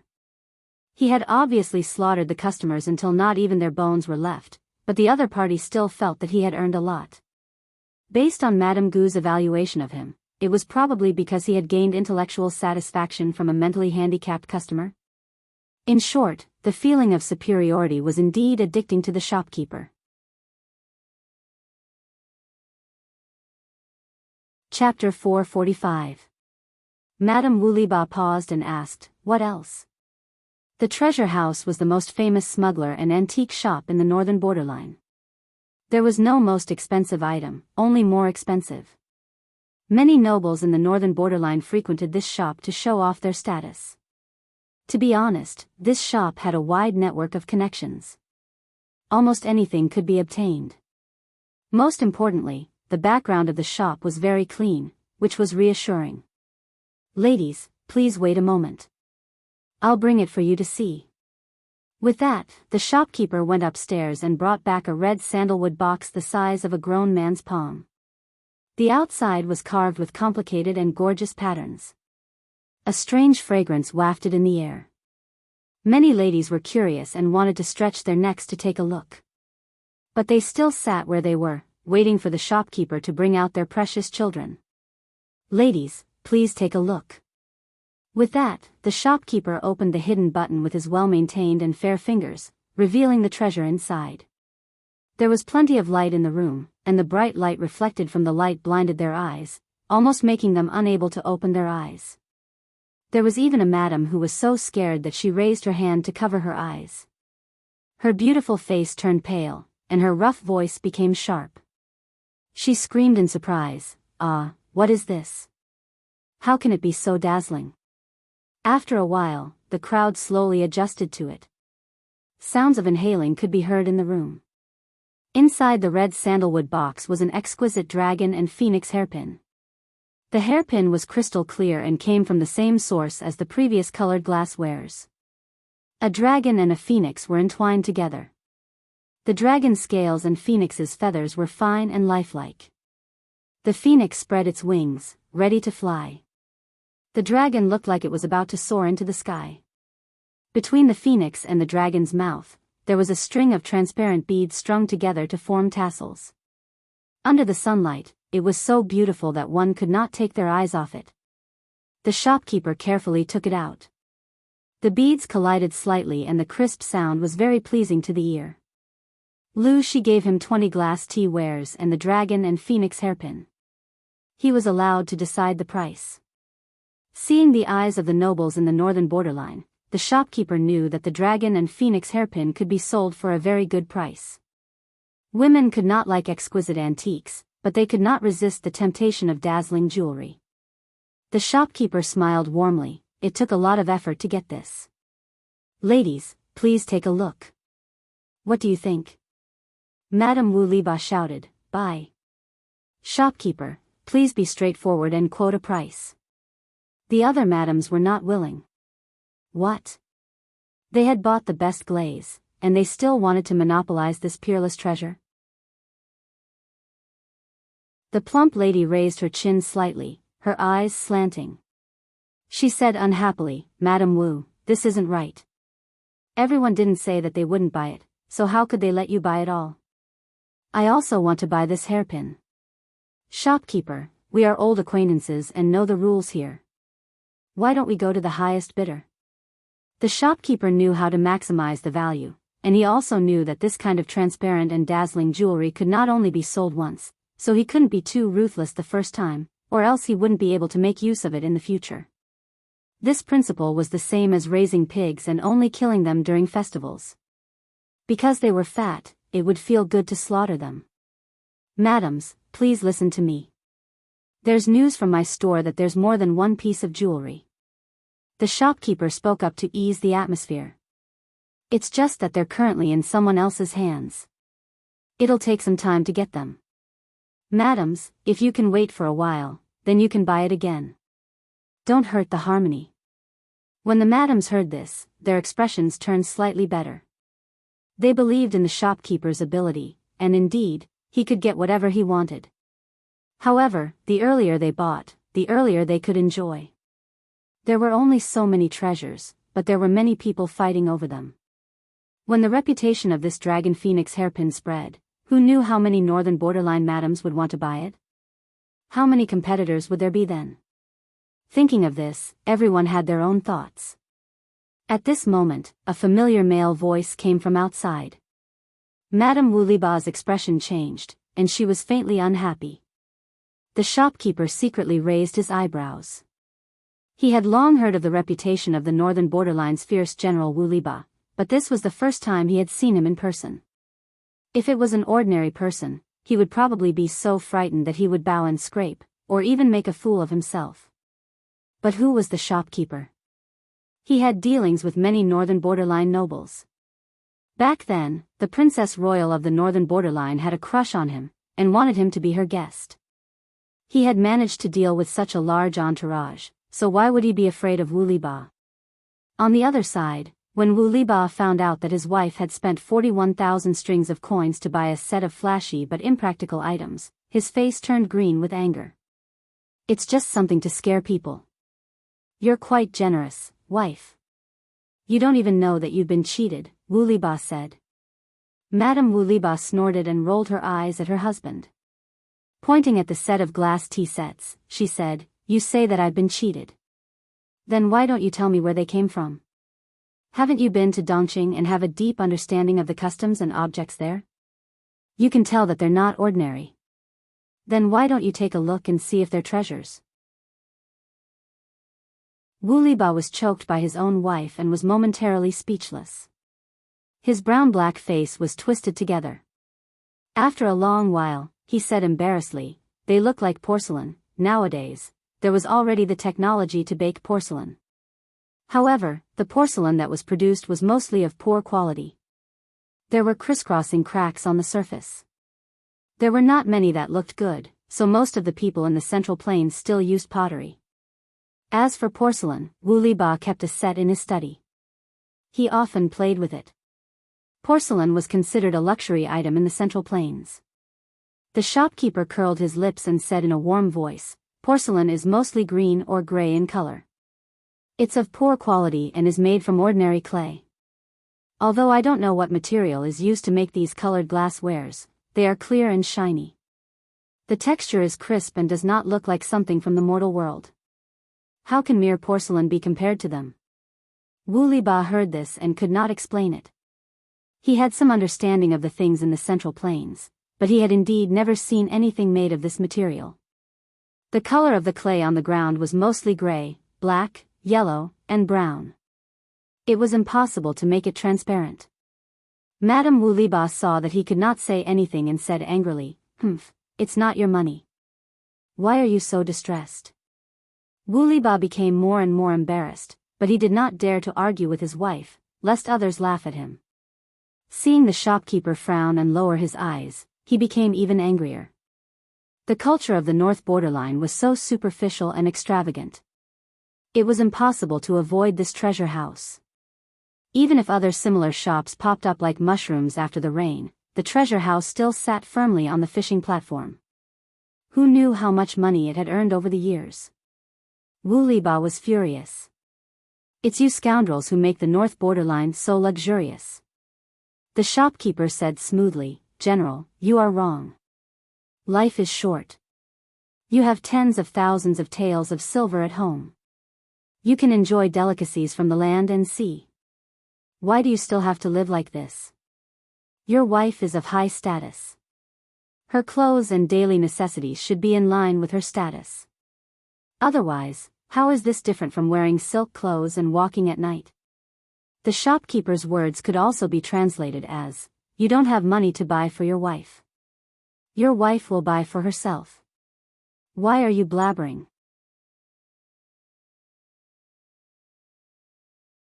Chapter 446. Wu Liba had nothing to say and could only glare at the shopkeeper with his bell-like eyes. The shopkeeper was still as graceful as ever. With Wu Liba as a teammate who was a burden, Wu Liba's wife was unable to purchase the dragon and phoenix hairpin. Under the persuasion of the shopkeeper, it was bought by a noblewoman for the price of 57,000 strings of coins. The lady took off the pearls on her head on the spot and put on the dragon and phoenix hairpin. The tassels and pearls collided with each other as she walked, making a pleasant tinkling sound. When she walked under the sun, the bright and beautiful colors made her the center of attention. The other ladies saw it and felt even more regret. Wu Liba's wife was so angry that her face turned green. If it wasn't for her husband dragging her down, the hairpin would have definitely belonged to her. Now, it was on someone else's head. She suppressed her anger and repeatedly reminded the shopkeeper to inform her immediately if there was any stock. The shopkeeper agreed with a smile, but only he knew what he was thinking in his heart. The easier it was to get something, the less valuable it was. He would let these ladies covet the dragon and phoenix hairpin for a while. When they were done with jealousy and hatred, he would introduce new glass jewelry. Would he still have to worry about not being able to sell it at a high price? Although the wise ones were an eyesore, they were indeed much smarter than the simple-minded people of the northern borderline. The shopkeeper had lived in the northern borderline for so many years and knew the internal situation of the northern borderline very well. Now that Dongqing was in chaos, if he did not prepare early, he was afraid that he would not be able to stop the northern borderline's cavalry. As a merchant, the only thing he could do was to earn more money from the people of the northern borderline and make the atmosphere here more welcoming to foreigners. Since ancient times, it was easiest to earn money from women and children. His old boss's words were indeed wise. The northern borderline had no shortage of gold and silver. Such a large transaction could not be done with scattered copper coins. Naturally, it had to be converted into gold, silver, and jewelry. Therefore, when the gold and silver worth a total of 203,000 strings of coins was delivered to the shop, even the shopkeeper, who was used to seeing large amounts of money, could not help but sigh. This money is simply easier to earn than the wind. Because the treasure house did a lot of smuggling business, there was a price difference between the two places. Therefore, when he took out a sum of money to buy 500 horses of medium quality and nearly 10,000 sheepskins, no one suspected anything. They only thought that the treasure house was going to Dongqing to make a fortune from the war. The northern borderline produced many good horses. The treasure house did not buy the best war horses, so it did not matter if they sold them. As for the sheepskin, they did not care about it. Every household had such a thing, and even if they laid it on the ground as a street stall, the smell would still be too strong. Therefore, when this batch of resources was transported back to Chongzhou with the remaining gold, silver, and jewelry, no one pursued the matter. When Lu Shi saw this, he let out a long sigh. Money that comes with the wind. The shopkeeper had already returned to his Central Plains attire. He wore a crown on his head and a wide-sleeved coat. Other than his face being more profound than the people from the Central Plains, he looked like a native of Dongqing. He was amused by Lu Shi's words. So much gold, silver, and jewelry. How strong must the wind be to blow them up? Lu Shi choked and put his hand to his forehead. He said helplessly, your mouth is getting sharper. Ever since Gu Min passed away, the shopkeeper had not set foot in Dongqing for many years. If Lu Shi did not believe in the shopkeeper's loyalty to Gu Min, he would not have dared to hand over the business of the second branch of the Lu family to manage. Now that he had personally come back, Lu Shi was quite surprised. In the past, when I asked you to come back during festivals, you said you were not feeling well. Why did you come back now? The shopkeeper squinted slightly and said, I came back to see the young master. The business that Gu Min ran should be inherited by a descendant. The shopkeeper had been quite worried before, but now he was not. In terms of business, the young master was much more ruthless than the old master. The old master was at least doing proper business, but the young master was directly robbing. Lu Shi asked, what about these sheepskins and horses? The shopkeeper said softly, in another month, the weather will start to turn cold. The earthquake in Dongqing has turned the north into a shuraba. The people have lost their homes. How much money can they bring with them? This winter will not be easy. These sheepskins are cheap. If we find a way to remove the stench and make them into clothes, they should be warmer than ordinary linen. The shopkeeper continued, as for horses, the northern borderline iron cavalry is already mature, but in Dongqing. Sigh, how can an army fight without horses? These horses are not in good condition and do not have the bloodline of war horses. They are often slaughtered for meat, so it will not arouse suspicion. Because it was the first time, the shopkeeper could not buy too much. He could only plan slowly. Lu Shi was silent for a while. You are more careful than I am. I thank you on behalf of Lanting. I have used my connections to buy a batch of food in Hu County. Send it to Lanting when the time comes. She has managed it well. She is indeed the daughter that Ah Min has high hopes for. She was the first female empress in history. How could she not be outstanding?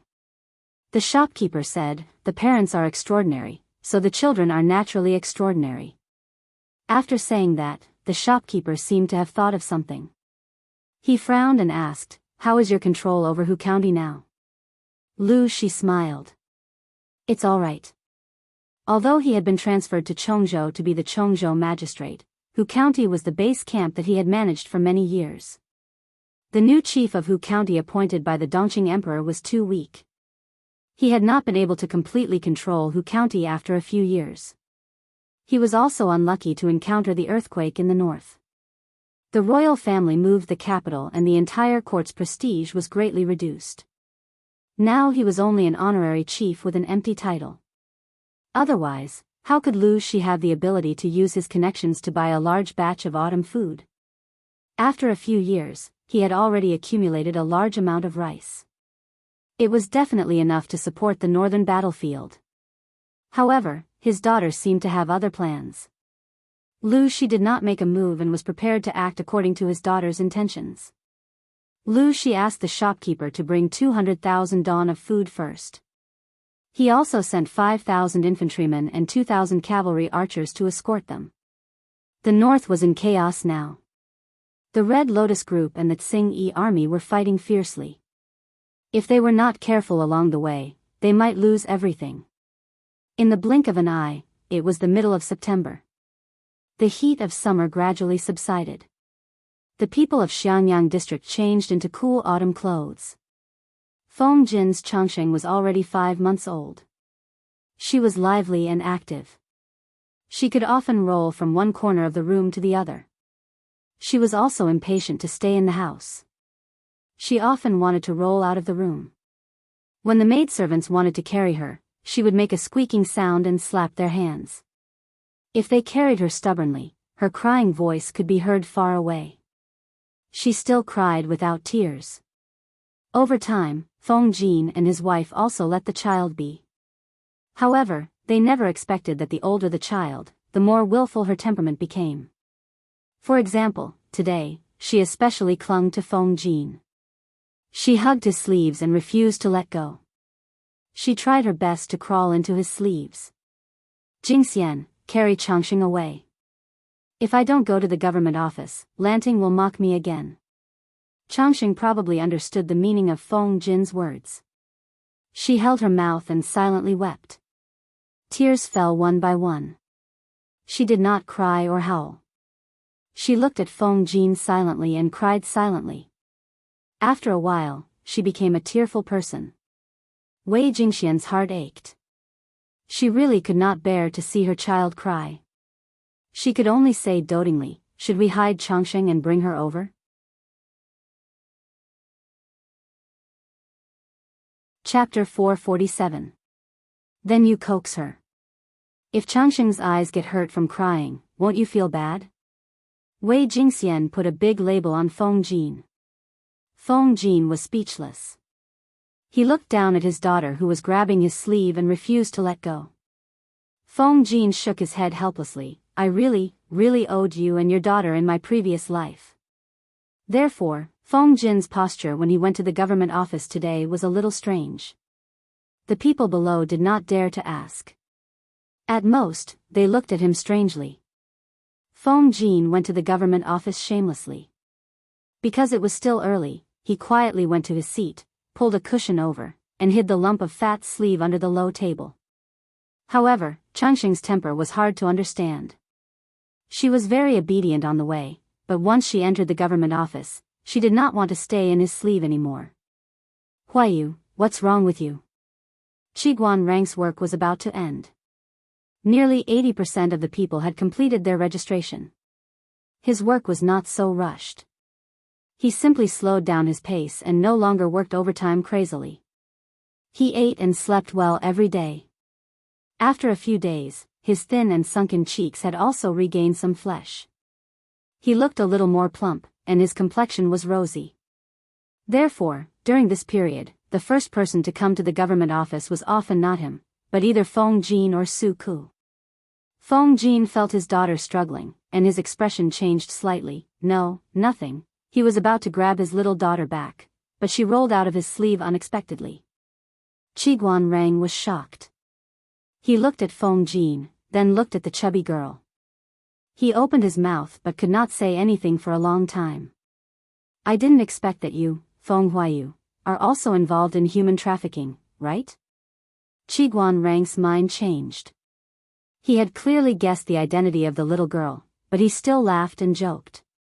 Feng Jin's face turned red. He simply gave up and closed his eyes to admit it. "Changxing is too clingy. This morning, she grabbed my sleeve and refused to let go. After crying silently for a quarter of an hour, I really could not bear to bring her here. She is very obedient. She doesn't even cry normally. If you give her something, she can play with it for a long time." Qiguan Rang reached out to Changxing. "I didn't say that your daughter is noisy.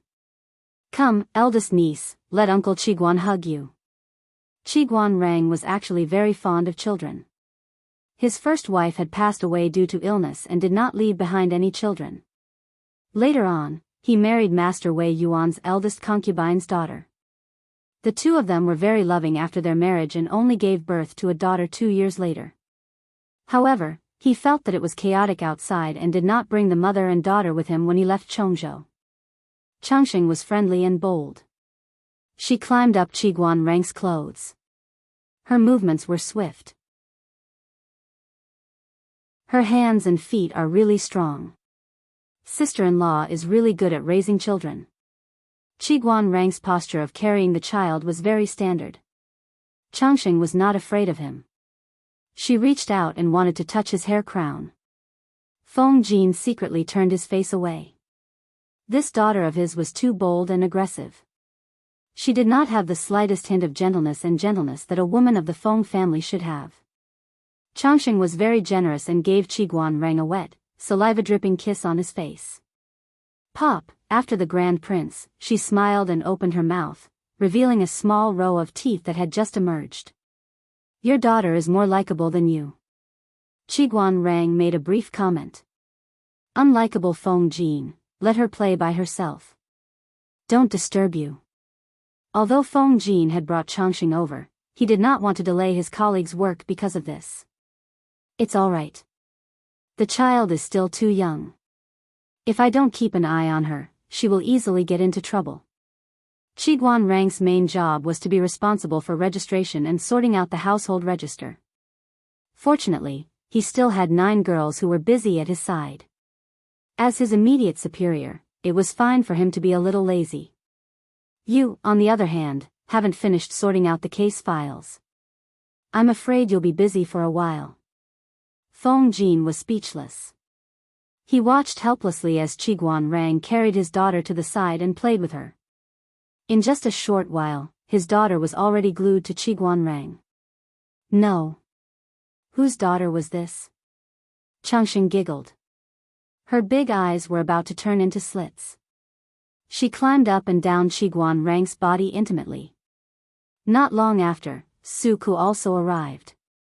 Seeing that there was an additional girl in the government office, he raised his eyebrows and walked around as if there was no one around. He was extremely cold. Be careful. Hide the child well in case the Lord sees her and snatches her from you, Su Ku said in a low voice. Qi Guanrang raised his eyebrows. Don't worry. With the Lord's temperament, she will not come every day. Jiang Pengji did not come to the government office every day. Every day, she was either playing with mud or playing with wood.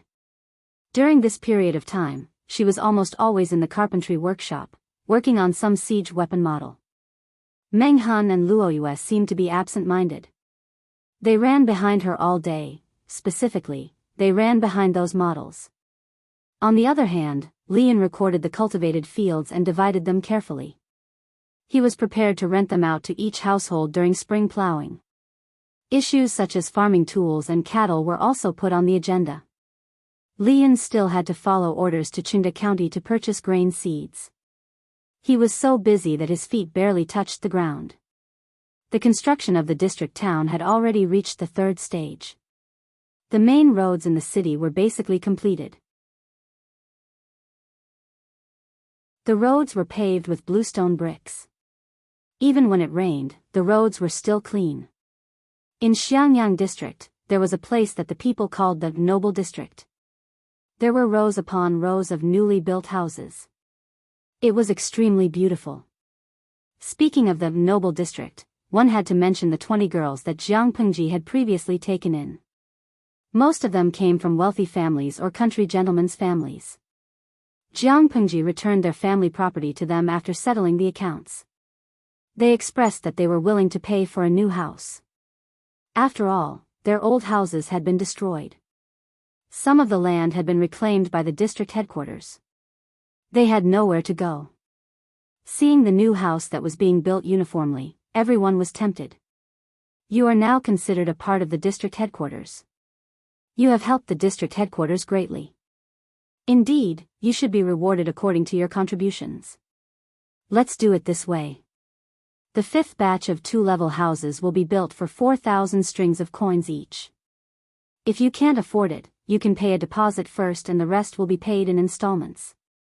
If you agree, I will sign a new contract for you. Faced with the requests of the girls, Jiang Pengji thought for a while and came up with a compromise. Do you have any thoughts of entering the district headquarters to work? You can choose to pay with grain or money of equivalent value. They could still manage the manpower they had now, but when their territory expanded in the future, they would probably go crazy with work. Taking advantage of the buffer time, they should first train a group of people. If they needed more people in the future, they could directly send them over. Just thinking about it made them happy. The girls listened to Jiang Pengji's suggestion and opened their eyes wide in surprise. During this period of time working in the district headquarters, the hard work had diverted their attention. It had more or less soothed the hurt they had suffered from the Tsing army.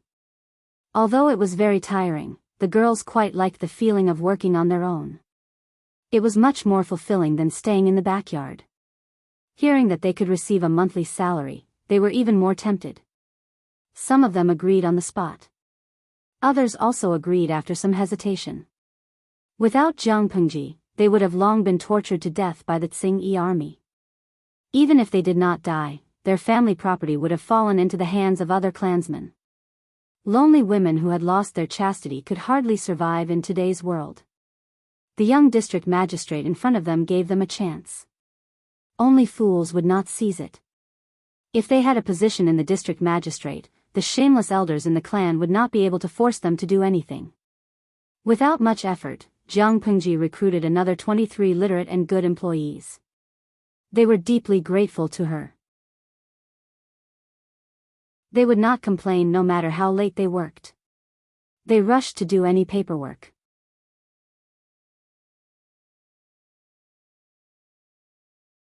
Chapter 448. The maids in the residence always treated Changxing carefully. Of course, she did not like maids. Qiguanrang did not think that children were delicate. Not only would he pat her but to urge her to crawl forward, but he would also tempt her with brightly colored things. Therefore, Changxing liked to play with Qiguanrang. He was a good playmate. She crawled quickly with her hands and feet, giggling non-stop. Sparkling saliva hung from the corner of her mouth, and her smile was very bright. TSK, she looks like you and sister-in-law, but this character. How do I put it, they are not alike at all. Qiguanrang could not imagine Feng Jin crawling while giggling. The key was that this little girl had a bad temper. It was okay to tease her occasionally, but if she got angry, she would argue with you directly. She was willful and overbearing. Feng Jin buried his head in the files. His daughter was playing happily with Qiguanrang, which made him feel sour and pitiful. She is just a child who doesn't know anything. What character can you see? Feng Jin said as he put the organized files in the designated position. Then, he took out another scroll and slowly spread it on the table. He glanced at Qiguanrang from the corner of his eyes. This guy was holding his glass and waving it in front of Changxing. Then, he led the little girl to crawl from the north side of the government office to the south side. His daughter was still giggling and crawling over. The entire mats of the government hall were wiped by her petite body. Who said that? Don't old people say that 3 years old can tell one's age? There is not much difference between 3 years old and 3 months old. Anyway, your daughter's character is not gentle and virtuous. Qiguanrang usually liked to keep a straight face, and even looked at people with dark eyes. However, when he played with Changxing, he showed some gentleness and pampering. This was seen by an acquaintance. How could he not find it rare? Feng Jin almost broke the brush in his hand. What did he mean by his daughter's character was not gentle and virtuous? Which woman of the Feng family was not educated, gentle, virtuous, intelligent, and beautiful? Qiguanrang did not tease Changxing anymore. He let her grab his sleeve and climb on top of him, wiping his sleeve with her saliva. Come, you must be tired. Let uncle hug you and rest. He did not mind the dirt. He picked up the giggling Changxing and found a comfortable position for her. He said nonchalantly, in today's world, it's not wrong for a woman to be stronger. Do you still remember reading the 4 self-accomplishment classics for women? That's what they look like when they're too gentle and virtuous. Feng Jin was taken aback. He was rendered speechless by Qiguanrang's words. I hope that my daughter can be as active and lively as Changxing. When she grows up, I'll hire a martial arts teacher for her. Who knew when the world would calm down? The daughter that he had raised with his own hands was the apple of his eye. He could not bear to hurt her at all. For example, Huayu, when Changxing was bothering you, didn't you still secretly bring her in your sleeve? However, when a woman grows up, she has to get married and have children.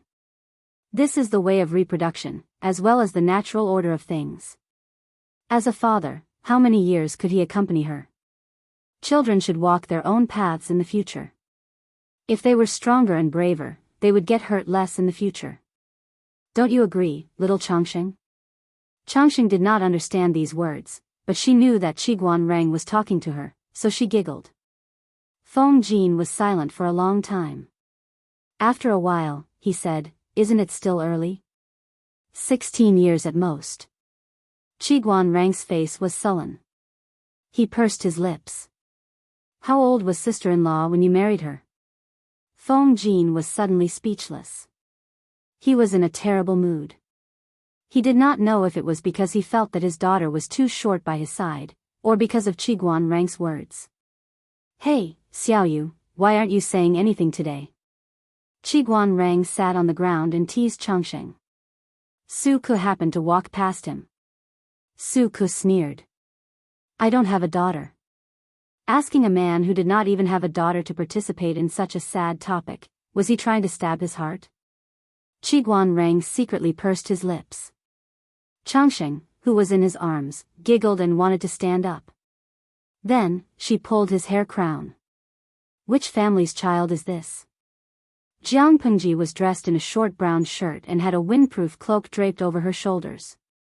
She looked like she had just come out of the carpentry workshop. As soon as she entered the door, she saw Qi Guanrang sitting on the ground holding a fair and tender baby. She could not tell that this guy had the potential to be a nanny. Judging by her appearance. "She's from Huayu's family?" Qi Guanrang held Changsheng and bowed slightly. "My lord, this is Changsheng from Huayu's family." Changsheng did not care who came. She grabbed his hair crown and did not let go. She screamed and prepared to exert force. After a while, a pair of strong, lean hands grabbed her under her armpits and lifted her up. But she was still holding on to the man's hair, and her two chubby paws refused to let go. They were in a silent stalemate. Qi Guanrang reluctantly took off the hair crown and stuffed it into his sleeve. She would not be able to grab it this way. "It's quite heavy." Jiang Pengji held the child in her arms and weighed him. He was much heavier than other children of the same age. Feng Jin's face darkened. "Changsheng, don't mess with the Lord. Come to daddy." If Changsheng messed with Qi Guanrang, he could still remain calm. If she messed with Jiang Pengji, it would not do according to the hierarchy. "Don't be so serious. Changsheng and I are quite fated. I was the one who named her." Jiang Pengji teased Changsheng and pinched her bones. She was indeed a very strong baby. Feng Jin looked at her nervously for a while. When he saw that Changsheng did not cry, he slowly felt relieved. Jiang Pengji pinched Changsheng's chubby face. "Looking at this girl, I feel that there will be a joyous occasion today." Qi Guanrang smiled and said, "That's strange. This child was very noisy and lively before. Why is she so obedient when she's with the Lord?" Jiang Pengji was not surprised. There was a slight smile on her face. "It's normal. Children are very sensitive to auras." A child's perception of auras was incomparable to an adult's. Changsheng dared to mess with Qi Guanrang, but she did not dare to mess with Jiang Pengji. This was the survival instinct that small animals were born with. Tian Zai Xiuxian, streamer, was this child born in the earthquake? Ren Xiandao, wow, Xiaobei looks so cute. She's chubby and has nice facial features. Daily Huanbu Kingsen, look at who Changsheng's parents are. The parents have good genes, so the child can't be too bad. Jiang Pengji was distracted as she glanced at the bullet screen. Her cheeks were flushed with a milky fragrance. "Pop," Jiang Pengji turned her head to look. Little Changsheng was giggling. Her adorable appearance had captured a large number of fans. "Naughty." Jiang Pengji gently tapped the tip of her nose. Changsheng did not understand. She hugged her finger and wanted to stuff it into her mouth. "Ah woo," Jiang Pengji's fingertips touched her teeth. She wanted to pull her finger out. At that moment, heavy footsteps came from outside. Meng Hun knelt outside the door and panted. "My lord, there are nearly 20,000 troops and horses 20 miles outside the city. Their intentions are unknown." The atmosphere at the scene froze. Subconsciously, Feng Jin looked nervously at Jiang Pengji and Changsheng in her arms. All the muscles in his body were ready to move, as if he wanted to catch something. Jiang Pengji frowned. She lowered her head and gently pulled her finger out. She kissed the little girl's forehead in a comforting manner.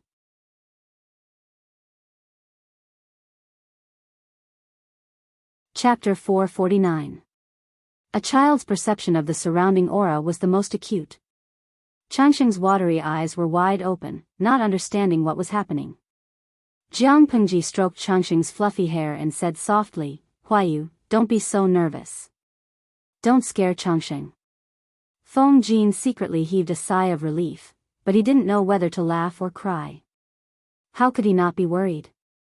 When Changsheng was just born, she coincidentally encountered the earthquake in Dongqing. Now that she had just met the Lord, an unknown army of 20,000 men and horses arrived outside the city. Although Xiangyang district was not considered to be in a bad state now and all kinds of defensive equipment were prepared, a disaster of war was never a good thing. He was really afraid that his daughter would be misunderstood. How could he not be worried? It might not be a bad thing. Let's go and take a look first. She teased Changsheng to make sure that she did not scare the little girl, then she returned Changsheng to Feng Jin. Jiang Pengji casually pulled the cloak that was placed at the side, unfolded it, and neatly put it on. Let's go. Feng Jin pursed his lips and stood on the spot. His gaze was complicated. Qiguan Rang was slightly slower. He whispered to him, "My lord is not a reckless and brainless person." "I know. After all, we've known each other for many years. Lanting is trustworthy." Feng Jin also lowered his voice and used his wide sleeves to cover Changsheng. To be honest, when Meng Hun came over to report the news, he really felt that he was about to stop breathing. He was afraid that Jiang Pengji could not suppress her emotions and Changsheng in her arms would be the one to suffer. Feng Jin did not dare to imagine. Fortunately, she was better than he imagined.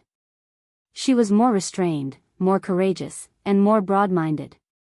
At that moment, Feng Jin almost had the urge to cry. He kissed the innocent Changsheng and felt a sense of relief after escaping a disaster. Being kissed by her own father, Changsheng giggled. She kicked her feet, stretched her neck, and kissed his cheek. Qiguan Rang and Feng Jin left the government office one after another. Jiang Pengji's figure was already nowhere to be seen. Time was tight. She had already galloped out of the city on her horse. The siren sounded in Xiangyang district. The people packed up their stalls and hid in their houses. The streets were already empty. Feng Jin and Qiguan Rang took a while to climb the city gate. Jiang Pengji stood behind the wall with a solemn expression. Su Ke was not much earlier than them and was panting. Who are those people? Could it be the Tsing-Yi army again? Su Ke panted, his face sweating profusely. The messenger half knelt on the ground and said respectfully, "According to the scouts at the front, the enemy has about 2,000 cavalry archers and 5,000 elite infantrymen. Moreover, the enemy is fully armored and well-equipped. As for the others, because they were too far away, we still don't know the specific situation." Jiang Pengji placed one hand on her waist and the other on her eyebrows. She stared at him for a long time without making a sound. Su Ke asked, "Master, should we send someone to investigate again?" Jiang Pengji clicked her tongue softly. She turned her head and realized that the three strategists had arrived, as well as a burden. Feng Jin was worried about leaving the child in the government office. He covered Changsheng with two wide sleeves to prevent her from being exposed to the wind. It wasn't just the three of them. The viewers in the live broadcast room were also on high alert. They felt like they were going to fight again today. Jintian Kangwujing, how long has it been peaceful?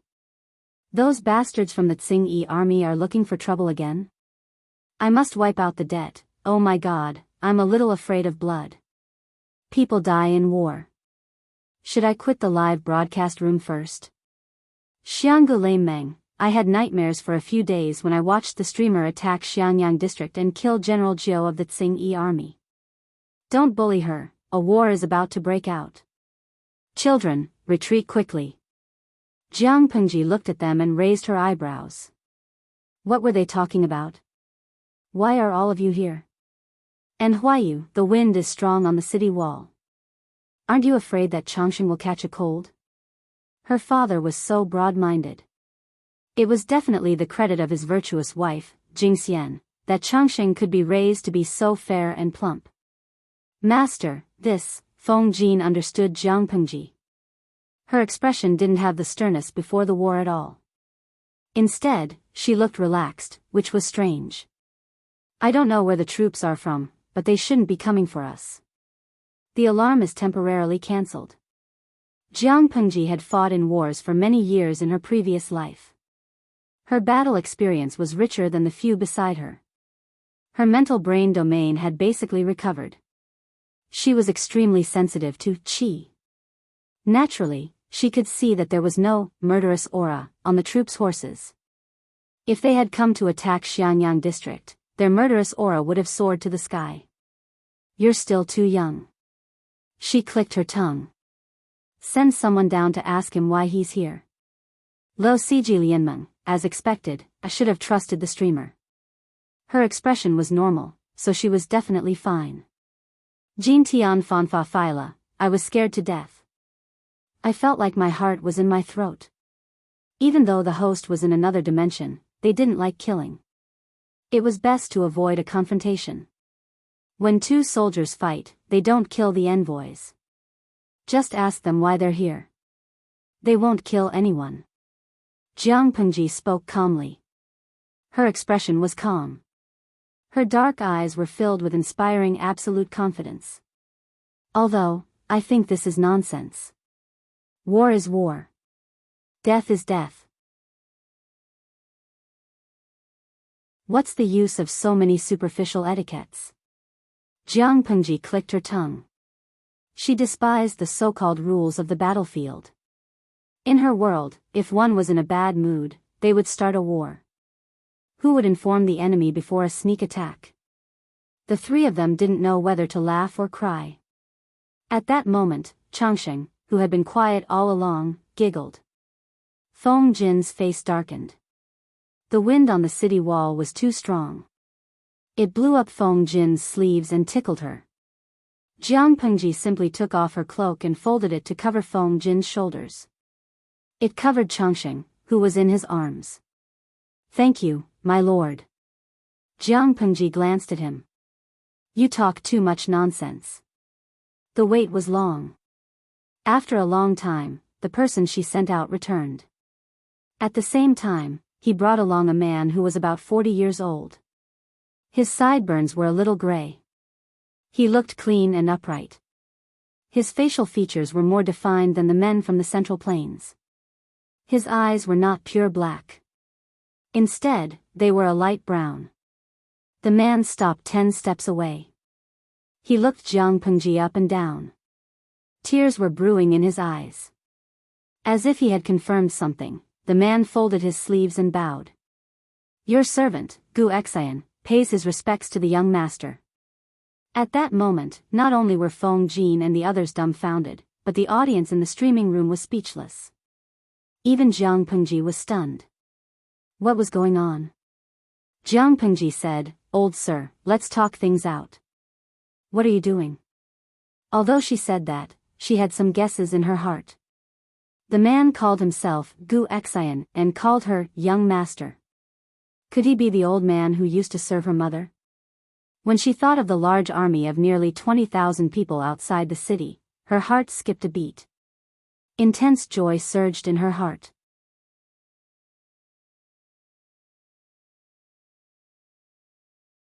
Chapter 450. Young master, you're flattering me. The person in front of him was the shopkeeper of the treasure house in the northern borderline. He had long been freed from his slave status, but in front of Gu Min's only descendant, he still addressed himself as an old servant. This was his respect for Jiang Pengji and his nostalgia for Gu Min. It's been more than 10 years. Young master is already so grown up. If the old master knew, how happy she would be. Others valued boys more than girls, but the old master prayed everywhere when she was pregnant, hoping that God would bestow her a daughter. Gu Xian had collected many female guanyin for Gu Min. He had a deep understanding of Gu Min's obsession. Now that he saw that Gu Min's daughter had grown up to be a dashing beauty, he had no regrets in this life. No, wait a minute. What was dashing beauty? Gu Xian looked at Jiang Pengji with a conflicted expression and did not speak for a long time. Jiang Pengji gazed at the troops outside the city. Are you really my old servant? Gu Xian understood and said, Young master, don't misunderstand. Those are the people I borrowed from Magistrate Lu. It's not easy to do business in times of peace, let alone in this chaotic world. In order to deliver your things safely, I borrowed some troops from Master Lu. I didn't expect to cause misunderstandings. Jiang Pengji could not help but smile slightly and said, Thank you. How should I address you? Not to mention Gu Xian's age and qualifications, just by looking at his clothes and bearing, he was not an ordinary person. Jiang Pengji would not really treat him as a servant just because he called himself an old servant. In terms of age, Jiang Pengji's age in her previous life plus her age in this life could be considered Gu Xian's age after rounding it up. Gu Xian thought for a while and said in a slightly hoarse voice, If you don't mind, you can call me Uncle Gu. Uncle Gu. Jiang Pengji readily agreed. Gu Xian seemed to be recalling something. His eyes were filled with red veins, but he happily responded, Sigh.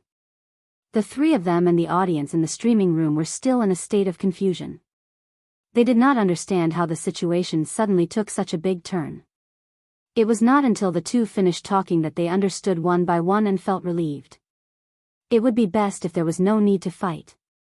This Gu Xian seemed to be acquainted with the Lord, streamer, so he might even bring something good with him. Jiang Pengji guessed what Gu Xian had sent over. She smiled as she took Changxing from Feng Jin's arms and kissed the little girl's forehead. Lucky star. Changxing's eyes widened in confusion. She cried out and struggled to return the kiss. Little did she know that this action of hers had caused a huge misunderstanding to Gu Xian. He looked at Changxing, who was giggling, and Jiang Pengji in shock. Then, he glared at Feng Jin. Take her away. It's easy to catch a cold on the city wall due to the strong wind. It's not easy to treat a sick child. Changxing was returned to Feng Jin along with the cloak that she used to shelter her from the wind. The little girl looked aggrieved. The police report in Xiangyang district had been lifted. Not only did the person who came not cause trouble for her, but he also gave her money, food, and horses. Gu Xian was a serious and rigorous person. He temporarily put aside his inner conflict and slightly lagged behind. He followed Jiang Pengji down the city wall. As he walked, he reported the items that he had brought over clearly. He even clearly stated the number of items that he had used during the journey.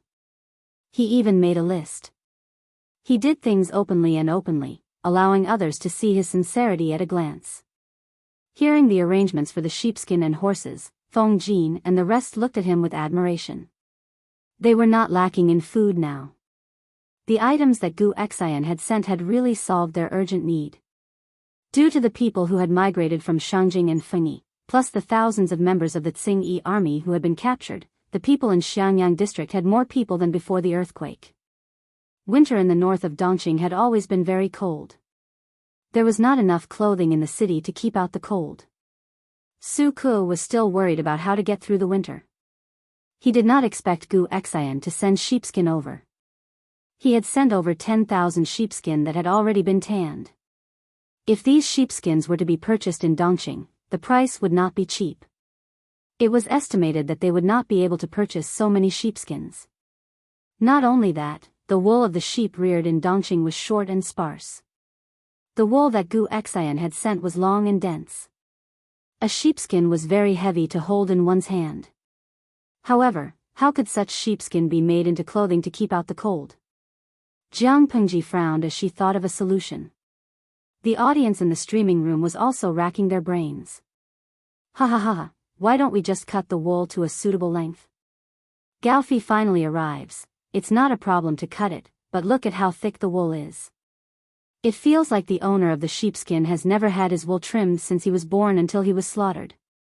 What about the wool that was cut to a suitable length? It's not good to waste it. Yuyokianla, let's recycle the wool that was cut. Wash it and stuff it into the lining of the clothes as cotton. Everyone could not help but think of the method of using down jackets. It seemed like it was not impossible. Jiang Pengji felt that there was another use for it. She used to visit the largest history museum in the Federation. She once saw a type of clothing called sweater. It was a scarf made of thread. According to the introduction at that time, there seemed to be wool in it. She just did not know how to turn the wool into thread and weave it. If there was no audience in the streaming room, Jiang Pengji would probably have to experiment for a while. If the experiment failed, she could only ask someone to wash the wool, comb it, and then sew it into the lining of the clothes to keep warm. But now that there was an audience, she only needed to ask. Everyone would work together to think of a solution. Thus, Jiang Pengji asked about the sweater and the scarf. She was a little worried. What if these things did not exist in the era of the streaming room? In the end, not only did the audience in the streaming room know about it, but they also sent a wave of flowers to Jiang Pengji. Tian Tian Xiangduanging, bring a small stool here and watch the streamer knit and knit. Ha ha ha, the scene is so beautiful. Hao Xiang faking death, I think Feng Jin and the rest are really going crazy. Streamer, can you have some pity on them? When they work overtime, the streamer plays with mud.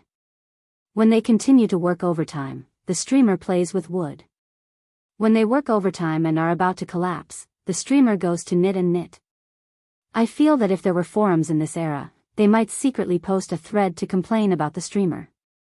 I have even thought of the topic, 818, the Jiang Bapi who does not do proper work, doesn't pay, and has a bad character. Shanxian Xiaoxiang, ha ha ha, what the hell is Jiang Bapi? I laugh so hard that my stomach hurts. Wuxian Kachao, don't you make it? It's the nickname given to the streamer's fan club by the young Feng Jin. Back then, the name of the streamer's fan club was Goddess, Her Majesty, and other lofty titles. However, ever since Jiang Pengji conquered Xiangyang district, the entire image changed. Jiang Pengji brainlessly squeezed Feng Jin and the rest of their labor and made them work overtime. After a few months without paying them, the official nickname of her fan club became Jiang Bapi.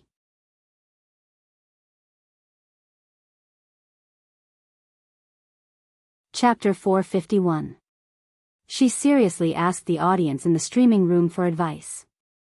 Although they laughed, they were still very enthusiastic. It didn't take long for Jiang Pengji to get a lot of text tutorials. Not only was there hand spinning teaching you to weave wool into yarn, but there was also 100 ways to knit wool. It was easy to say, but difficult to do. There were many details involved, and the audience in the streaming room couldn't answer them. Jiang Pengji could only try according to the text guide or ask Gu Xian. The other party was also shocked by her imagination. Who would think of spinning wool into yarn and then using the yarn to make warm clothes? Although her imagination was a little strange, Gu Xian gave it a positive answer after thinking about it seriously. Wool was definitely warm. If her imagination came true, it might open up a new industry. He had a hunch that there must be a huge business opportunity in it. Jiang Pengji was definitely a person of action. Since she had an idea, she naturally had to put it into action. Go and recruit some skilled and experienced embroidery maids. They will be paid daily and their meals will be provided. Jiang Pengji had money now, which was reflected in the fact that she could give daily wages to the temporary workers she recruited. As soon as the news was sent out, many women came to apply for the job. Building houses, repairing roads, and reclaiming wasteland urgently required a lot of manpower, and it didn't matter if they were men or women. Many men and healthy women worked hard every day in order to earn money and support their families. However, this job required physical strength, which was only suitable for healthy young men and women. There were also some elderly women or women who were not in good health who could not go out to work, so they were a burden to their families. Now that they heard that the county government was looking for skilled and experienced embroidery maids who could provide 3 meals a day and a generous salary, these elderly women also eagerly came to apply for the job. Jiang Pengji didn't recruit too many at first. She only chose 50 honest female workers. Shearing, washing, removing fat, soaking, drying, the first few steps were done step by step according to the tutorial. It wasn't difficult. The female workers were puzzled. This had nothing to do with their skills, but Jiang Pengji provided their meals and paid them 40 cents a day. They didn't say much. After finishing these tasks, Jiang Pengji worked hard in the blacksmith shop for 2 days and made a few wool brushes. Gu Xian looked at his little boss going up and down, and suddenly had the illusion that time had turned back, that his old boss was still alive. Recalling the past, in order to start a paper mill, his old employer had also neglected sleep and food like this. The combed wool was spun into a long thread with a mallet, and then the strands were combined to increase tenacity. Jiang Pengji's hands-on ability was not bad, and the wool she made was also decent. Needless to say, the female workers who worked hard seemed to have a certain degree of obsessive-compulsive disorder. They had to make the wool to be of equal thickness. After experimenting for a while, they had basically gotten used to it. With 50 people working together, the efficiency had greatly increased. In just a few days, he had accumulated hundreds of wool balls. When the female workers heard that the district magistrate wanted to weave clothes with the fur balls, they muttered to themselves while Jiang Pengji was not around. My goodness, how are we going to make clothes with such thick embroidery threads? Could it be used to repair it? A female worker giggled and sat on a small stool, her hands skillfully brushing the wool. A thread is thicker than the holes on the clothes. How do you sew it? Someone else said, who knows? Don't be fooled by our district magistrate's young age, he has a lot of ideas in his mind.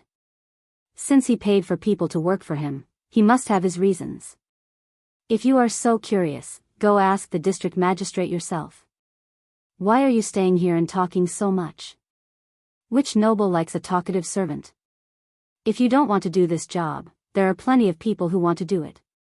The female worker felt a little guilty. It's just a private conversation. It won't reach the district magistrate's ears. What was Jiang Pengji doing at that moment? She was studying all kinds of knitting patterns and reporting to the government office every day. When Feng Jin and the others looked up, they could see her competing with 2 wooden needles and a ball of wool. They could not help but secretly facepalm. This kind of lord was really doomed. She was holding 2 long wooden needles in her hands, and on the table in front of her was a bamboo booklet with densely written words. She looked serious and serious. However, if someone could see the bullet screen in the streaming room, they would probably not think so. Chiuebo, ha ha ha, trash streamer, finally there is something you don't know. Jojo Ma Chuanzi, #rubbing face. Streamer, why are you so stubborn? Just throw the booklet to the female workers and let them study it. There are specializations in this field. Knitting is a science and an art. Although it is quite simple, it really requires a little talent. I watched you knit for more than 2 hours. I can't wait to climb into the screen and hold your hands to teach you how to knit step by step. Really, they would rather see Jiang Pengji play with mud. Qianchao Durian Piao, ha ha ha, the person above, don't be so honest. I want to see the streamer knit the sweater. The audience in the streaming room laughed mercilessly.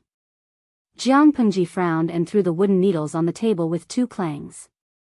Qiguan Rang secretly curled his lips and quietly looked away to avoid being caught by Jiang Pengji. Because Gu Xian had sent a large amount of grain, horses, and sheepskin, these things had to be accounted for and stored in the warehouse one by one. Qiguan Rang and the others were busy with this, reliving the pain of working overtime to death. However, their lord did not take pity on her subordinates. She held 2 wooden needles and a ball of wool in her hands and did not know what she was doing. Once she reached a bottleneck, she would throw a tantrum and throw things. It was infuriating to compare oneself to others. Otherwise, why did he have to work overtime when she was the lord?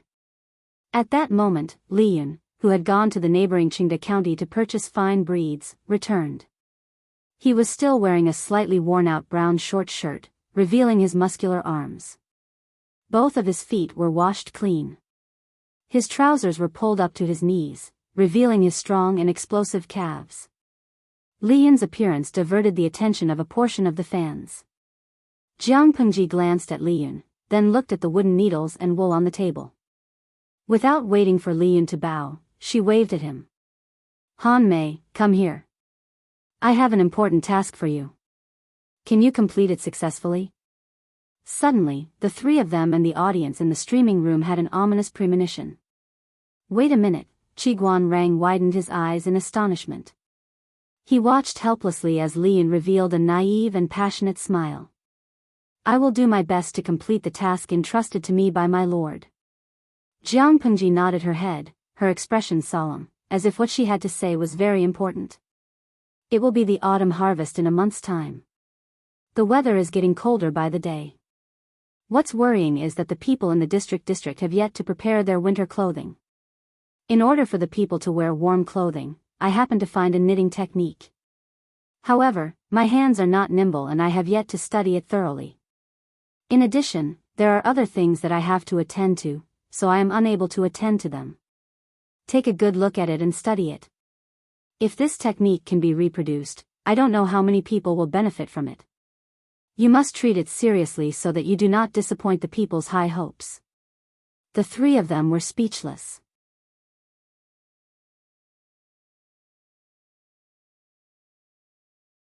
Chapter 452. Lian was wondering what it was about, but when he heard that it was to help the people get through the winter, it was a matter of great importance. His heart warmed up, and he immediately agreed. Looking at his expression, no one doubted that if he was asked to issue a military order, he might really do it. Daloodo Duoya, damn. Trash streamer. Kufugwo, you asked Lian to farm before, and now you want him to knit a sweater. That's enough of you. Let Wu Huanxing go, trash streamer +1, let go of that guy, let me do it. He, trash streamer +2, don't run after work if you have the guts.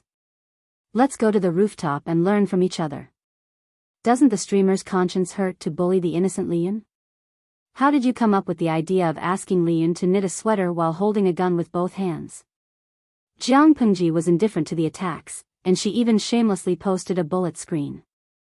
Streamer V, I'm doing more work for the capable, how am I bullying him? Then, the bullet screen was filled with a stream of ba, clearly expressing their disdain and despise for Jiang Pengji. It was proven that Lian's hands-on ability was much stronger than Jiang Pengji's. He carefully looked at the most basic knitting pattern, then he hugged the ball of wool and studied it for a long time.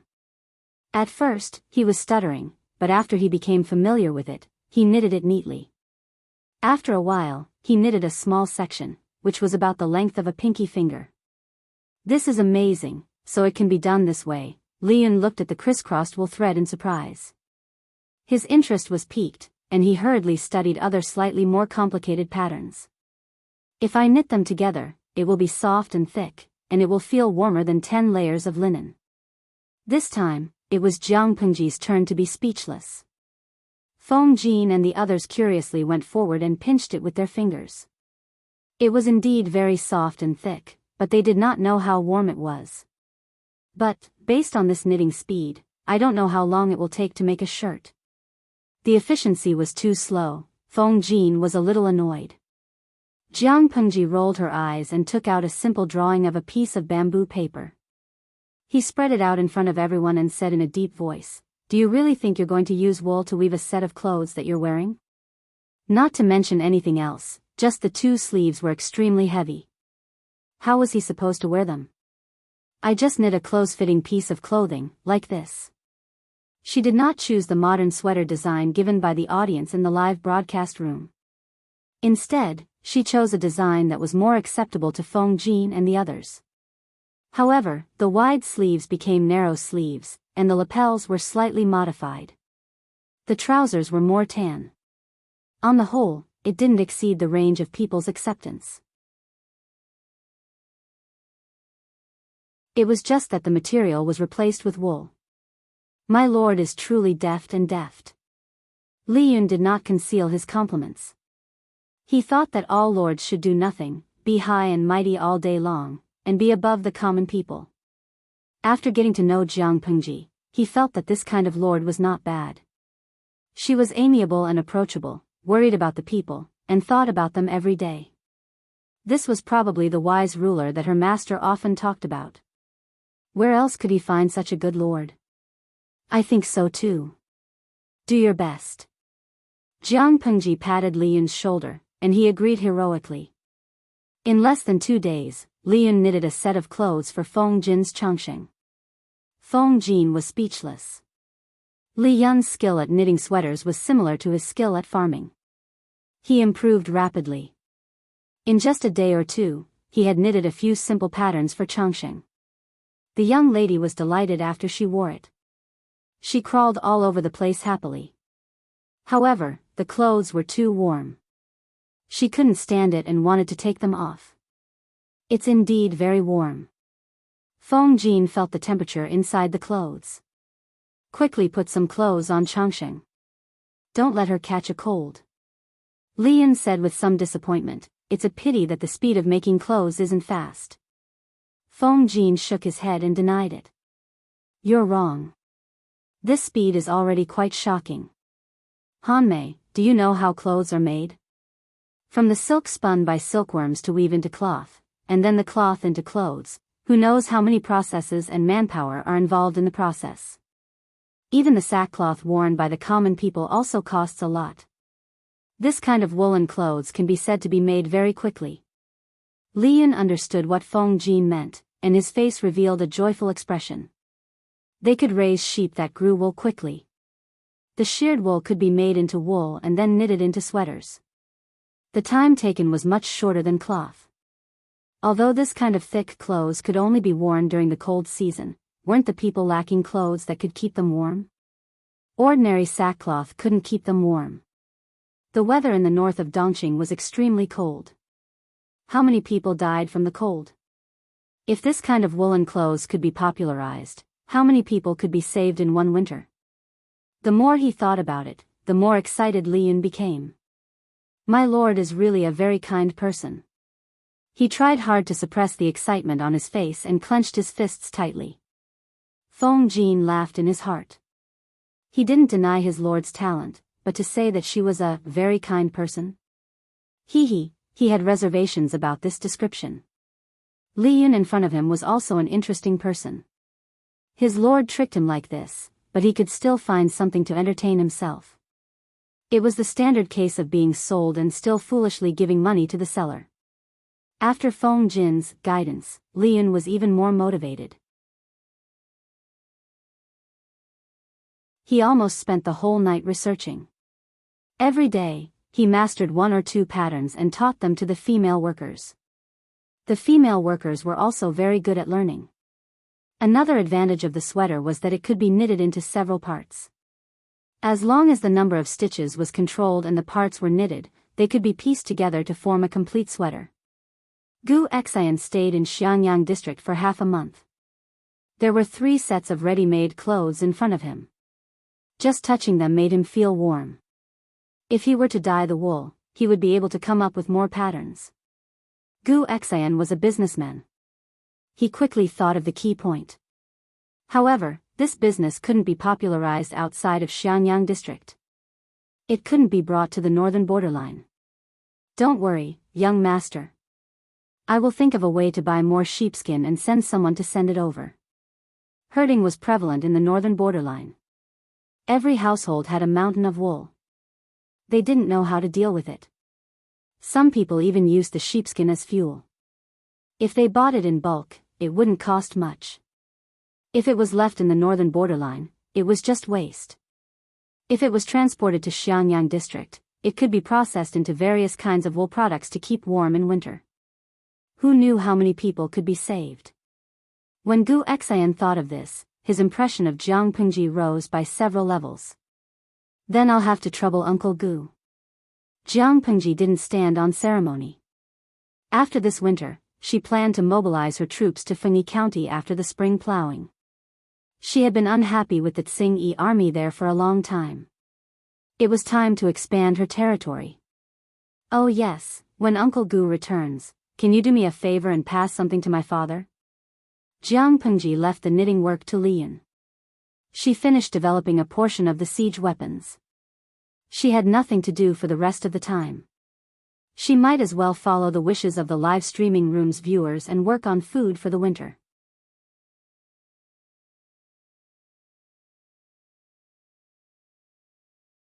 Chapter 453. What's the best thing to eat at a winter gathering? Many viewers had their own opinions on this question, but most of the answers were hot pot and barbecue. Tian Tian Wugang, streamer, don't be careless and let the ancient people see the charm of modern hot pot. Jiang Pengji raised her eyebrows and searched Lu Shi's memory. She poured cold water on the viewer. Host V, if the hot pot you're talking about is warming the cauldron, I think it's better for you to give up on this idea. Many viewers were confused. They didn't understand what Jiang Pengji meant. Some viewers went to search on Baidu and found out that the so-called warming the cauldron was actually the ancient version of hot pot. It could be traced back to the Shang and Zhou dynasties, but there weren't complicated soup bases and seasonings in ancient times, so the hot pot wasn't tasty enough. Although the streamer's space and their history were different, some historical developments still had similarities. Heshibuzeo, #rested my chin. I'm so depressed. I thought I could conquer the taste buds of the ancient people with hot pot. Jiang Pengji smiled and sent a bullet screen. Host V, you can teach me how to make soup bases and sauces. I can conquer their taste buds just the same. The shopping center attached to the system was rubbish. There were pitifully few items on sale. It sold almost everything that was cheap. Jiang Pengji searched the shopping center and found many cheap seasonings, such as salt, sugar, MSG, and white vinegar. There were also single plants that could be used as seasonings when dried, such as pepper, dried ginger, chili, anise. She confirmed with the audience that these were cheap. However, some of them grew in barbarian lands or other continents and hadn't entered the Central Plains yet. Given the different situations in the two worlds, they didn't dare to be too confident. Anyway, they could be used as seasonings. Jiang Pengji clicked her tongue and said in her heart, it's rare that your shopping center can gather so many things. Although it was just a small store, it was still a good thing for her to eat. The system, which was forcibly imprisoned by Jiang Pengji, couldn't help but snort coldly when it heard her complaints. Although it was imprisoned, the system didn't show any signs of nervousness or begging for mercy. Compared to the system, the lifespan of humans was too short. She couldn't live more than 100 years. When she died, could her soul resist the capture of the system? It said coldly, you humans are really greedy and filthy creatures. After experiencing so many hosts, the system had long seen through the nature of human greed and shamelessness. It could only be said that it was too careless to be defeated by Jiang Pengji this time. This was one of the few times the system had spoken since Jiang Pengji had imprisoned it. Jiang Pengji secretly raised her eyebrows and said frankly, selfishness and greed are the unique qualities of intelligent creatures. To some extent, they are the necessary factors to promote the development of civilization. You say that humans are greedy, but why don't you look at yourself? It's as if you're so pure and kind. You're so stupid, yet you blame your enemy for being smart. You're so funny. The system seemed to have been poked in its weak spot.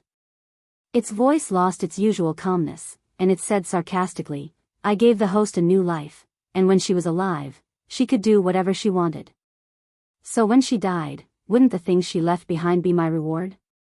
It was just a fair trade. Don't be a whore and still want to maintain a chastity. There is no free lunch in this world. He couldn't suppress the greed in his heart. He didn't work hard, so he wanted to rely on the system to obtain all sorts of things. Fame, looks, wealth, lovers. Why? How could a stupid and ordinary person in his previous life be able to live like a star after being reborn? There is a reward for being famous for a lifetime. Jiang Pengji blinked and softly said, oh, in her heart. What you said makes sense, but what does this have to do with me? The system choked. This really had nothing to do with Jiang Pengji. It was just repressed for a long time and wanted to complain. After a while, it heard Jiang Pengji say, I don't really agree with what you said. First, a fair trade is based on mutual transparency. Did you tell your host that if she eats something from you, she has to pay with her soul? Second, not everyone wants to be reborn, like me. I was so famous in my previous life. Who asked you to come and resurrect me? How shameless. Third, do you dare to touch your own conscience and say that you chose the host only for her soul? The system did not say anything. Jiang Pengji secretly rolled her eyes. A rookie was a rookie. He didn't have any skills, yet he dared to show off in front of her. If the system was really for the soul, why would it go through so much effort to resurrect the host, let the host exploit her for a lifetime, and then harvest her soul? According to Jiang Pengji's guess, the soul was just the last bit of value of the host. The system would not let go of it and squeeze it dry.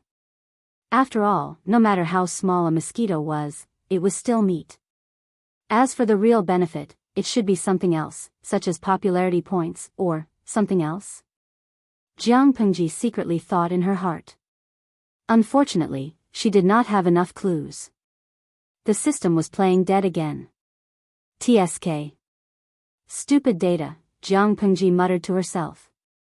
She recorded a few recipes for the soup base and a few methods of making sauces according to the audience in the streaming room. These were not secret recipes. If one were to look them up sincerely, they could be found on the internet. Jiang Pengji was not ungrateful for the help of the audience. Naturally, she felt touched. Wuxia Chronicles, something good happened. I feel that the streamer suddenly laughed while copying. It's so weird. I suddenly thought of a very interesting guy. He obviously has low IQ, but he always provokes me. What do you think this is called? Wuli Wu Bian, retarded. Smart. Jiang Pengji gave this amazing reply 101 points. She was not afraid that he would become arrogant even if she gave him one more point. She put the soup recipes and the sauces recipes on the stove to dry, then folded them and put them away. I think I can open a warming cauldron shop. Maybe it's a chain, Tumi Dalao, ha, streamer, please don't do that.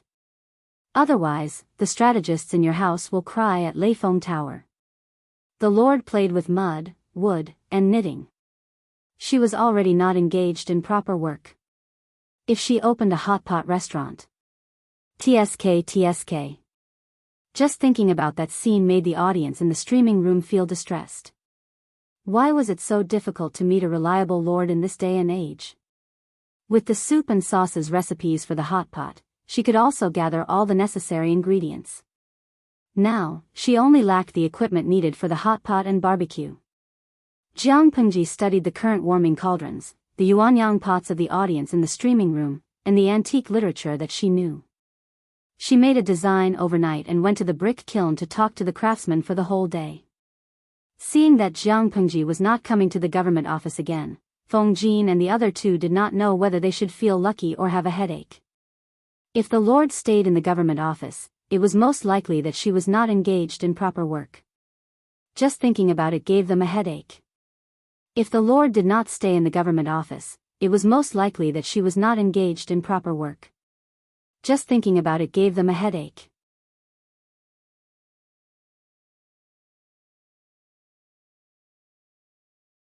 Chapter 454. When Gu Xian and his men left, not only did they bring a batch of glass tea sets and jewelry, but they also brought the gifts Jiang Pengji prepared for Lu Shi. The gifts were not precious, but they were thoughtful. For example, there were a few sets of sweaters and trousers to keep out the cold, a set of multi-purpose hot pot equipment, a set of equipment for barbecuing and roasting meat, and the soup and sauce recipes that she copied. When Gu Xian saw these things, his expression became a little strange. If it weren't for the chaotic times, the young master would have become a merchant even more powerful than the old master. Not only would he have become the richest man in Dongqing, he could have even become the richest man in the 5 countries, and his business would have spread throughout the 9 prefectures and 4 seas. Unfortunately, the current world did not allow it. Thinking of this, Gu Xian felt a little more pity for Jiang Pengji. Before he left, he asked a question that he really wanted to ask. That Feng Langjun. Is he a guest of the young master? Jiang Pengji looked at Gu Xian's mysterious expression, and she almost choked on her saliva. No, Huayu and I are just friends, best friends. We don't have that kind of relationship. Jiang Pengji answered decisively to prevent Gu Xian from thinking too much. Then that young girl was not the young master's child? Gu Xian asked. She said resolutely, no, it has nothing to do with me. Gu Xian did not know if he was regretful or relieved, but he left Xiangyang district with complicated feelings. Because of the supplies Gu Xian brought, the construction of the entire Xiangyang district took a big step forward. The whole city could see the prosperity of the future. It was rare for Jiang Pengji to restrain her idleness and obediently handle affairs in the government office. Recently, the busiest thing was the distribution of improved seeds and the lease of land for the next year. Fortunately, Qiguan Rang had already registered all the household registration, so the task was not very heavy. He would be free after working overtime for a while. The weather is getting colder. Seeing the leaves in the courtyard dyed with a faint yellow, he sighed slightly. It's like this every year, but this year is considered good. At least we are well prepared. Qiguan Rang was used to seeing all kinds of tragedies since he was young.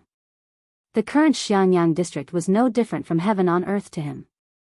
It was peaceful and quiet, full of vitality. This was something he rarely saw in his life, and he hoped that such a scene could be spread throughout the whole of China. I'm not worried about that. I'm worried about something else. When winter comes, I'm afraid the people won't be able to work under the heavy snow. Many people in Xiangyang district rely on manual labor to obtain food. If there's no work in winter. Feng Jin paused at this point. We can't possibly ask the district headquarters to open the warehouse and release food, right? Those are the military rations for next year's spring plowing. We can't touch them at will. Feng Jin and the others knew that Jiang Pengji wanted to attack the Tsing-Yi army in Fengyi County. The number of recruited soldiers, including the original imperial guards and troops, had reached 8,000. As Xiangyang district had to seize the time to construct, from summer to late autumn, they had been helping out everywhere. They were so busy that they almost had no time to rest. After winter, the army's training would be really strict. Feng Jin felt a little annoyed. Which army didn't train in good weather? His lord just had to put the most important training in winter. But rationally, he could understand Jiang Pengji. Steel tempered the will, while ice and snow forged the military soul. Only a harsh environment could stimulate a person's potential to the fullest. Regarding this problem, Qiguan Rang had discussed it with Jiang Pengji in private. She gave him a solution that made him speechless. Qiguan Rang said, "My lord talked to Rang about this a few days ago. She said, it's cold in winter. Stay at home and knit sweaters." His expression was stiff. He imitated Jiang Pengji's indifferent tone very well. Feng Jin was speechless. There was nothing wrong with this. Before the beginning of autumn, all the houses in the residential area had been completed. From mid-September, the people moved into the new houses in batches. The area of the houses was about 50 square meters. One room for one household. Every 10 households counted as a courtyard. Of course, these houses were rented to the people. 150 copper coins a month. Even the poorest families could afford it. At the beginning of October, the district headquarters began to recruit female workers in large quantities. They set up a knitting workshop. The number of female workers expanded to 150. The knitting workshop's main task was to process wool and spin it into wool balls. In addition, the knitting workshop also allowed women with some skills to learn how to knit sweaters. The district headquarters could give a reward of 25 to 45 copper coins for knitting a specific size sweater and wool pants. If the sweater had patterns and was exquisitely knitted, there would be a reward ranging from 5 to 10 copper coins. Of course, if men also wanted to do this work, the district headquarters would be more than happy to accept. As for the wool balls and knitting needles needed to knit sweaters and wool pants, every household had to register with the knitting workshop with their real address, real name, and the names of their family members. They also had to leave a deposit of 50 copper coins. This news was undoubtedly great news for the commoners. Knitting sweaters was different from other manual labor. They could stay at home. Even on the coldest winter day, they didn't have to worry about not having any work to do. They could save up some money and live more comfortably next year. Women with exquisite craftsmanship could knit 2 sets of sweaters in about 3 days. They had nothing to do all day, so they squatted at home and knitted sweaters. Many men secretly learned from their wives in order to earn more money. The quality of the houses built by the district headquarters was very guaranteed. It was much better than most people's houses with leaky walls. The people had great confidence in the first winter after the earthquake. It was already November. The cold wind that blew brought with it a chill that hurt people's skin. Sweaters and wool pants were officially on the market. They cost 40 copper coins for children and 100 copper coins for adults. The price was not high, but most of the people were watching. Those who were generous enough to buy sweaters and wool pants were mostly those who had knitted before. Not to mention other things, wearing it was really warm. Their whole body felt warm. They were not afraid of the cold wind at all by simply wearing a piece of clothing. In less than half a month, sweaters and wool pants were all the rage in the entire Xiangyang district. More and more sweaters were sold. Su Ku, the housekeeper, looked at the account book and almost cried. Sweaters and wool pants are a losing business. He carefully calculated the accounts. Every time he sold a set, he would lose 30 to 40 copper coins. Xiaoyu, you can't calculate it like this. Feng Jin pulled the circular scarf around his neck and smiled. You should also calculate how much the district headquarters will lose if the people freeze to death. If you calculate it this way, it's actually a big profit. The winter is hard to endure. Even in Shangjing, there are people who died from the snow and cold. It was a losing business. What Jiang Pengji wanted was people to survive. After entering the government office, Feng Jin hurriedly closed the door to block the wind from outside. Then he took off the circular scarf around his neck. If it was in the past, he would definitely wear a thick fox cloak over his head, making him look bloated.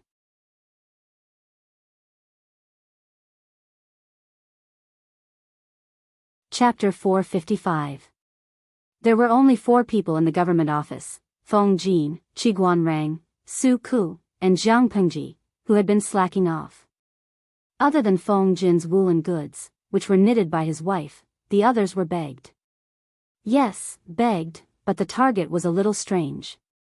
Knitting, isn't it addictive? Su Ku forced a smile. To be honest, Li Yun also felt that knitting was addictive. The weather was cold, and there was no need to plow fields or run errands. The internal affairs were taken care of by the teachers. He had nothing to do after practicing his spear for 4 hours every day, so he hugged the ball of wool and knitted. But it was windy outside. How cold was it to knit? He thickened his skin and went to the government office to get some warm air. Qiguan Rang teased that having a wife was better than not having one, complaining that Feng Jin always used the scarf knitted by his wife to provoke him. Then Li Yun, the honest child, sincerely offered to knit a suit for Qiguan Rang. Qiguan Rang was speechless. Su Ku laughed until his stomach hurt, then teased Li Yun. Han Mei helped Wenjing, why not Ku? Sure. Su Ku was speechless. He was just teasing the honest child. Li Yun's fingers were nimble, his knitting efficiency better than the most skilled woman. The knitted sweaters had patterns, neat stitches, and looked exquisite. In just a few days, Qiguan Rang and Su Ku received the results of Li Yun's knitting. Both of them had mixed feelings. She was so virtuous, she could be married. My lord, do you want to knit a suit? Li Yun's impression of Jiang Pengji had already gone off the charts several times. Remembering that she was also alone, he volunteered himself. But he was rejected. Jiang Pengji was too lazy to look up. No need, it's not like I'm unwanted. No one will even make a suit for me. What a joke, the ladies in the government office were fighting to make one for her. More importantly, I'm highly skilled in martial arts, there are few opponents in the world, I'm immune to heat and cold. I'm not like them, shivering like quails when they take off a piece of clothing. Jiang Pengji smiled wickedly, hitting the 3 strategists in the government office with her words. My lord, you're wrong. Although their physiques weren't as good as Meng Hun and the others, they weren't completely useless. Jiang Pengji glanced at them and said, "Can you go out for a morning jog so early in the morning?" The three of them were silent for a moment. If the blanket did not allow them to get up, they would not run. The wool from the north borderline was continuously sent to the Xiangyang district. In order not to arouse the suspicion of the north borderline and to avoid the fight between the Tsing-Yi army and the Red Lotus group, every batch of wool was transported on a different route. The knitted sweaters and trousers would not only be supplied to the people of Xiangyang district, the surplus would be sold to Chongzhou, where Lu Shi was from. Naturally, the price was not as cheap as here. It was at least 10 times more expensive. Chongzhou was much colder than Xiangyang district. However, at the beginning of the sale, not many sweaters and trousers were sold. The style was all right, but they had never seen the material before. However, the magistrate of Chongzhou, Lu Shi, was Jiang Pengji's father. His father personally recommended it, and the officials under him also bought a set of clothes. The moment they put it on, it was really warm, soft, and comfortable. They were convinced by Lu Prefecture's governor's recommendation. Slowly, the market for the sweaters and trousers opened up, but the quantity was limited. Basically, they were sold out when they arrived in Chongzhou. Without any warning, the first snow of the year fell on the world. It was as big as a goose feather, and the sky and earth were the same color. It looked extremely beautiful. Jiang Pengji issued a decree in the district headquarters. Every household would be fined if the snow on their roof or in front of their door was more than an inch higher. Although most of the houses in the district are new houses, if there is too much snow, it will still cause the houses to collapse. In the land under my rule, I do not wish for the tragic scene of Shangjing's snow disaster to happen again. I hope that all the people in the district will be able to get through this winter in peace. Jiang Pengji's decree made many people complain, but the district headquarters had the final say in Xiangyang district. The people could choose not to implement it, but the district headquarters had the right to take back the rented houses and chase their entire family out. Faced with such a forceful implementation plan, the people could only swallow their complaints and obediently sweep the snow. Every courtyard was equipped with a ladder. Moreover, the houses were not tall, so sweeping the snow was not dangerous. Feng Jin looked at Jiang Pengji, who was becoming more and more beautiful, and said, "My lord, the people will understand your painstaking efforts." Jiang Pengji nodded and then said, "Don't be reserved, roast whatever you want to eat. In winter, having a hot pot and barbecue for a meal was the most exciting." In winter, the daily routine in the government office was basically having a meal and working overtime. As for when to have a meal, it depended on when she hunted for something big, or there would not be enough to eat. Jiang Pengji set up a charcoal grill, a barbecue plate, and a hot pot rack in the government office. The fuel was a pot of charcoal, and a few tables were put together. Whoever wanted to eat could roast whatever they wanted to eat. More than 10 kinds of seasonings were placed in different small glass plates to cater to each person's taste. There were no green vegetables in this season. The hot pot was filled with fungi, mushrooms, cured meat, or other game. Feng Jin looked at Jiang Pengji holding a brush, dipping it in the seasoning, and brushing it on the pheasant and chicken wings. He was completely at ease. With such a lord, what else could he say? Say that a gentleman should stay away from the kitchen? Looking at Meng Hun and the others who were eager to try, he could not bear to spoil the atmosphere with his words. "Sigh, I'll just treat it as a party without so many rules," Feng Jin thought silently. He quietly extended his chopsticks and picked up a fat drumstick that Li Yun had just roasted. He sighed in his heart. He originally thought that Li Yun would be the god of spears on the battlefield, but he followed the wrong lord. His path of growth was a little crooked. Farming, knitting, and now he even mastered the technique of barbecuing. The outside was crispy and the inside was tender. When roasted, it was golden and crispy. Li Yun was a martial artist with sharp ears and eyes. How could he not know what Feng Jin was doing? But compared to eating, he enjoyed the feeling of barbecuing more. It was a great sense of accomplishment. Because it was a private gathering, and Jiang Pengji suspiciously emphasized that there was no need to be too restrained, Qiguan Rang simply threw aside the rule of not talking when eating and quietly enjoyed the fruits of Meng Hun and the others' labor. When the district town stabilizes next year, Rang will want to bring my wife and daughter over. Su Ku was a little tempted, but he thought that Takshu, who was by Jiang Pengji's side, had not been dealt with. If he brought Xuemei over, he was afraid that it would harm her. Thus, he could only bury this thought in his heart and quietly listen to it. He was preparing to imagine his goals for the coming year. Meng Hun was a loner. Next year, he only wanted to help Jiang Pengji complete the conquest of Fengyi County.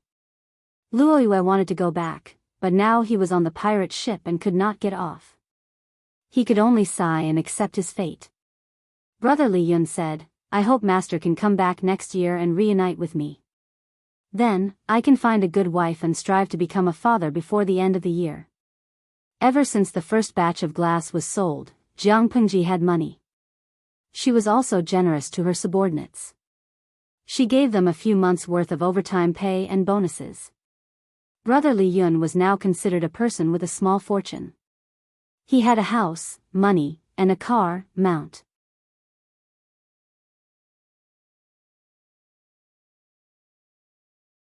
Chapter 456. As long as the girls aren't blind, they would definitely fight over such an outstanding and handsome Langjun like Hanmei. Qiguan Rang laughed and teased, every time Hanmei comes to the government office, the girls all stretch their necks to peek at him. It can be seen that he has a face that is pleasing to the eye. If Hanmei didn't know how to knit sweaters, the girls would have shyly asked him if he needed help knitting one for him. TSK TSK TSK. Li Yun may be a little naive, but when he is silent, he is a proper aloof Prince Charming. In terms of ability, his martial arts skills are superb. In the whole of Xiangyang district, except for Jiang Pengji, no one can beat him. His shooting skills are really sharp and cunning. Meng Hun had sparred with him once before and sighed that the new generation supersedes the old. Youngsters nowadays are really amazing. Then Li Yun excitedly went to Jiang Pengji to spar and was almost smacked to death by her. In terms of looks, Li Yun is definitely the most handsome man in Xiangyang district. In Dongqing, he can be ranked in the top 3. His beauty is different from Wei Si's peerless beauty. The latter almost blurs the barriers between genders and does not appear feminine.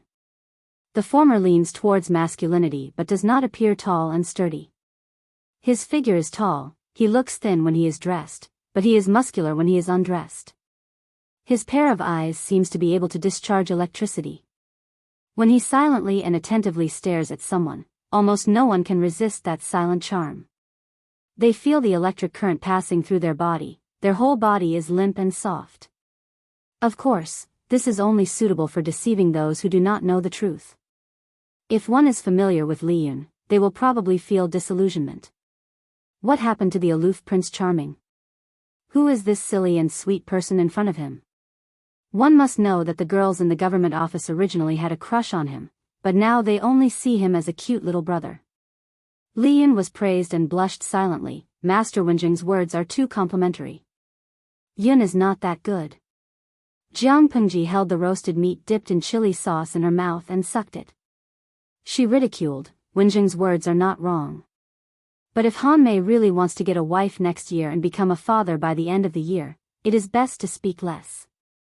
If others stare at you, stare back. If others speak 10 sentences, reply with 1 word. Your gaze must be cold and your expression must be serious. Without speaking and with a cold face, he can arouse the hearts of young ladies with just his face and aura.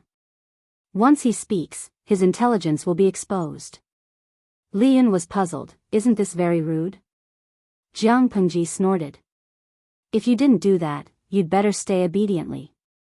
Holding it in is a big problem. Li Yun looked at Qiguan Rang and the other two in confusion, trying to get an answer. From his point of view, other than his lord, the 3 teachers were the smartest. However, they only smiled and did not speak. They all gave him a meaningful look and had no intention of answering his questions. Meng Hun and Luoyue sighed and patted Li Yun's shoulder. As for martial artists, it was fine as long as they had enough intelligence on the battlefield. There was no need to force it. I don't want to deal with these beasts who grew up drinking ink. At the dining table, they chatted while eating. Jiang Pengji had such an undisciplined personality in private. The others were not used to it at first, but they got used to it after a while. She took the roasted pheasant thigh that Li Yun passed to her and took a bite. Her mouth was filled with a delicious fragrance that spread across her taste buds. She opened her mouth and said, "The weather is getting colder and colder. There's nothing to do in the dead of winter. The people stay at home, either knitting sweaters or knitting sweaters. They're bored to death. I want to find something for them to do. I want to recruit some young and strong female soldiers and teach them first aid knowledge on the battlefield. They'll be useful after the spring plowing." Luoyue looked at Jiang Pengji in shock. The others looked normal. Su Ke picked up a cooked mushroom with his chopsticks and dipped a large piece of bright red sauce on it. "That's fine. How many does my lord intend to recruit?" As the person in charge of the general accounts, Su Ke had a deeper understanding of women. They were indeed weaker than men, but their tenacity was not bad. Overall, they worked as hard as men. Having seen the combat power of the female troops led by Jiang Nongqin, Su Ke did not have any objections. "Let's recruit 400 to 500 people first." She stuffed the chicken thigh into her mouth. With a few chomps, she spat out a complete bone. There was not even a bit of meat left on it. It could be seen how cleanly she had chewed it. Nongqin will lead 607 female troops. The rest will be 1,303 strong adult troops. After the new year, I'll ask them to meet up in Xiangyang district. All the female troops will be managed by Nongqin. Although they're the logistics team, the battlefield is ever-changing. They need to learn how to kill the enemy. It did not mean that the logistics team was really safe. There were many cases of sneak attacks on the enemy's logistics team in history. Jiang Pengji did not use the female troops as battlefield nurses. She hoped that they would really go on the battlefield to kill the enemy. However, the number of female troops was too small and their strength was weak. They still needed time to grow. Everything would start from being battlefield nurses. This woman, is a little inappropriate," Luoyue said hesitantly. Su Ke smiled and said, "Don't let Maiden Jiang hear this. Otherwise, she'll beat you up from the east gate to the west gate of the district." Maiden Jiang? Luoyue was puzzled. He had never heard of her. Su Ke said, "Maiden Jiang, full name Jiang Nongqin. She's a maid in the Lord's residence. When the Lord formed the troops, Maiden Jiang has been around. She's under Coach Meng. Speaking of her ruthlessness in killing people, even the most daring of men would not be able to help but shudder. If they fight with her, even Coach Meng won't be able to win." Meng Han was named. He could not help but smile bitterly. He waved his hand and said, "Don't mention her. My whole body hurts when I mention her." Meng Han was born for the battlefield. His martial arts skills were even more so. He used his strength to defeat the enemy. Jiang Nongqin was different. She knew her weaknesses. She simply avoided them and focused on strengthening her strengths. She was also half a disciple of Jiang Pengji. She more or less inherited Jiang Pengji's ruthless style. She targeted the enemy's weakness with every move. Once she was hit, she would either die or be injured.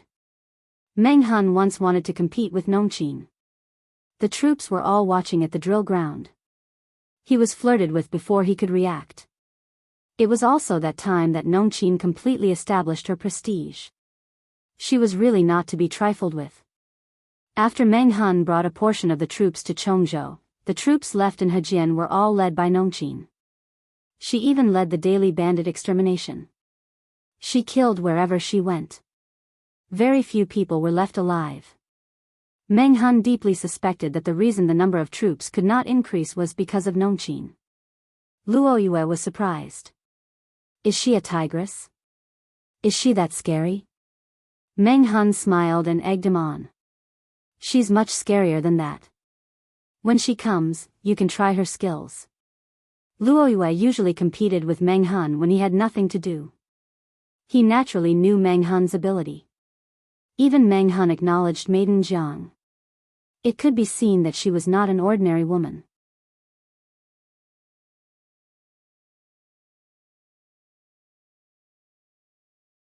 Chapter 457. The first snowfall of early winter lasted for 3 days and 3 nights. Xiangyang district was doing pretty well. Until now, there had been no tragic incidents of people freezing to death in their homes or collapsing houses due to the snow. Wearing a thick sweater and a pair of woolen trousers, he wrapped himself in 2 more layers of thick clothes. After walking for a while, his body slowly warmed up. Which of them did not work since they were young? Their bodies were strong and their ability to withstand the cold was strong. Now that they had the sweaters and trousers to ward off the cold, this winter was simply too blissful. However, even though Jiang Pengji had worked so hard, some inharmonious things still happened from time to time. Sigh. This is the 4th child this month. The patrolling soldiers heard a baby crying in the alley. They went forward to check and found a tattered swaddling cloth lying in the snow. It's a girl. These shameless old things. The soldier slightly lifted the swaddling cloth to take a look. It was indeed a girl. He felt some pity in his heart. He opened the collar and stuffed the child inside to keep her warm. The child had been crying in the snow for a long time out of survival instinct. Her little face had already turned blue. The soldier looked around and found that the door of a courtyard was slightly open. A pair of turbid eyes were focused on this corner. Old bastard. The soldier spat in that direction and raised his hand to grip his gun tightly. The door immediately closed. The district magistrate now does not allow relatives to murder babies. He does not even allow pregnant women to have a miscarriage. This is equivalent to murder. Those people came up with this idea. They just throw the child out and let the child freeze or starve to death. Another patrolling soldier raised his hand and poked him, saying, "Send the child to the nursery. It's quite cold outside." If they really did not want to have a child, it was better to send the child to the nursery. They really did not understand why these old people were committing such crimes. After experiencing the tragic earthquake, these soldiers had a different understanding of life. They were not used to such acts of cruelty to the innocent. The district magistrate was benevolent. As long as each family was not lazy, they would be able to provide for their family. However, no matter how good the policy was, it could not stop some people who liked to lie on the ground and wait for a pie to fall from the sky. Not to mention other things, just the purchase of sweaters and trousers this winter. If the family worked diligently, they could earn 200 coins in 2 to 3 days. They would be allocated land the following spring.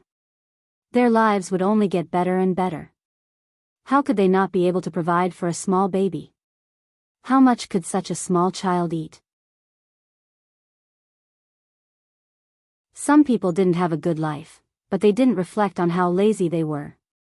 They could only blame their family for having too many mouths to feed. The soldier looked coldly at the door, spat in disgust, and continued his patrol. That evening, Jiang Pengji received the news. Her joyful expression immediately turned gloomy. A bunch of hopeless trash. Jiang Pengji sneered. Her eyes were filled with uncontrollable disgust and contempt. I've checked. Which family are they from? Whoever lost their child would be arrested and thrown directly into the county headquarters prison to reflect on themselves. Do they really think that just because the children froze and starved to death in the ice and snow, they can't be considered to have killed them? Qiguan Rang and Feng Jin both had daughters, so they abhorred such a phenomenon. My lord, this is only treating the symptoms but not the root cause. Even though it was winter, Qiguan Rang did not let go of his feather fan. He muttered, even though there are new laws, if they don't want to raise those children, there are other ways. This is what it means when there are policies from above, there are countermeasures from below. When the time comes, there will only be more children who will suffer. It was still all right now.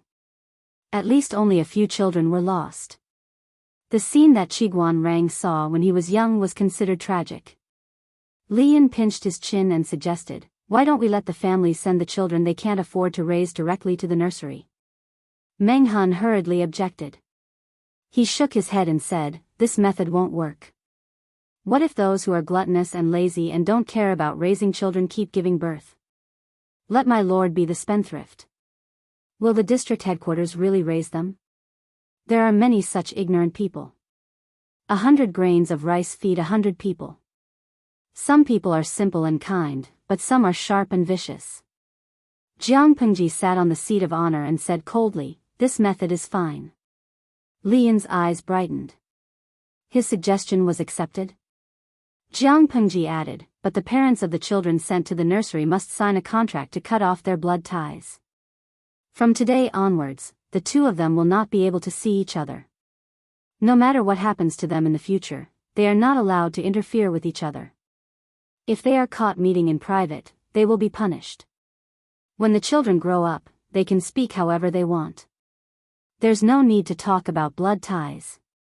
These people, do they really think that by venting their lust and giving birth to children, they are qualified to be parents? If the district headquarters finds out that someone deliberately mistreats children, once it's proven, they will be severely punished. Her words were harsh. She had long set the law that the elders and relatives could not arbitrarily take the lives of young children, but there were still people who knowingly broke the law. If there was no explanation, where would her authority as the district magistrate be? Jiang Pengji was silent for a while and said, I will let these children become useful people. They will not be ants in this chaotic world. The nursery not only had newborns, but there were also children of all ages who had been sold and abandoned. Most of them were girls. Jiang Pengji had seen them before. Each of them were like injured little beasts. They could only silently lick their wounds, their eyes filled with confusion. The flourishing Xiangyang district was still like that. What would the other places be like? She could not protect these people for a lifetime, but she could teach them how to protect themselves and become stronger. Cough, cough, cough, coughs sounded from the simple wooden house. The strong smell of medicine slowly drifted out. Master Zixiao, the medicine is ready. A skinny youth held a bowl of black medicine and said in a low voice. A hoarse reply came from inside the house. Upon entering, the sight was dim. A sickly youth was lying on the bed. It was Wei Ci who had walked for more than half a year but still could not reach the border of Xiangyang district. To be honest, his luck was really bad. It was to the extent that even drinking water could not fill the gaps between his teeth. Master Zixiao's face is pale, or do you feel cold? The youth asked, do you want to bring a mattress over? No need. Wei Ci endured the nausea and finished the bowl of medicine. He frowned and said weakly, it's just an old problem of having a cold body. It's very cold this winter. It's normal for the illness to break out. It's all right. I'll get better after a while. How are the arrangements outside? Are there any other problems? Don't worry, master. I'm leading everyone to make arrangements. Now that the snow has sealed the mountain, those beasts can't enter.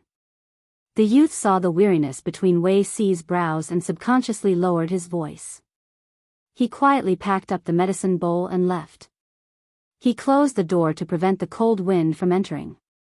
Zhang Ping had a weed in his mouth and asked the youth, how is Zixiao's condition? His fever has subsided, but his cough doesn't seem to be getting better. His entire body is as cold as an ice cube. It's worrying to see him. The youth sighed. There was only an unreliable barefoot doctor in the village. The medicinal herbs were also harvested by themselves. Who knew how effective the medicine was? How is Master Shiheng's arm?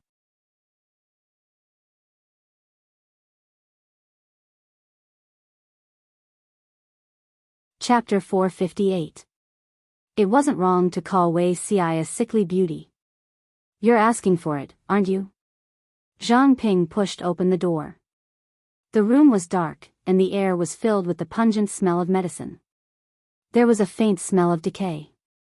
He sat down beside Wei Ci's bed with a helpless expression. Seeing his friend fall sick every other day, he felt sorry for him but was helpless. If this continues, I'll really become a medicine pot. Wei Si drank the medicine, and his cold limbs felt a little warm.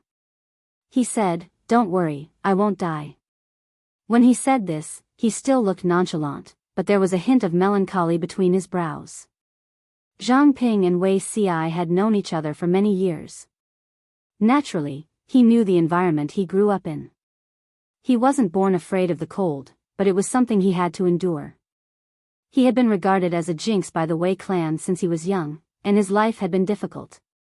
Now that he had finally grown up, Wei Si also began to pay attention to his health.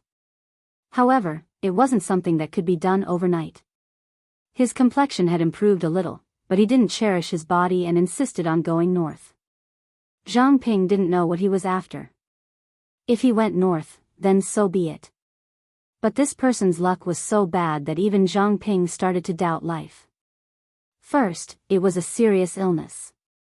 When he finally recovered, the three of them had just neared the border of Wanzhou when they encountered a plague. What was a plague? A demon that people would turn pale at the mention of. Wherever a plague occurred, it meant that the place would become a deserted hell on earth. The corpses would be exposed in the wilderness, and no one would collect them. The corpses would become food for birds and beasts, and the perfect breeding ground for maggots. Although Zhang Ping had compassion, he wasn't a fool. If he stayed here, he would be courting death. Wei Si was almost persuaded to leave by Zhang Ping, but he changed his mind just as he was about to leave. He found a seriously ill 7 or 8-year-old girl on the side of the road. Her clothes were ragged, and her face was sallow and emaciated.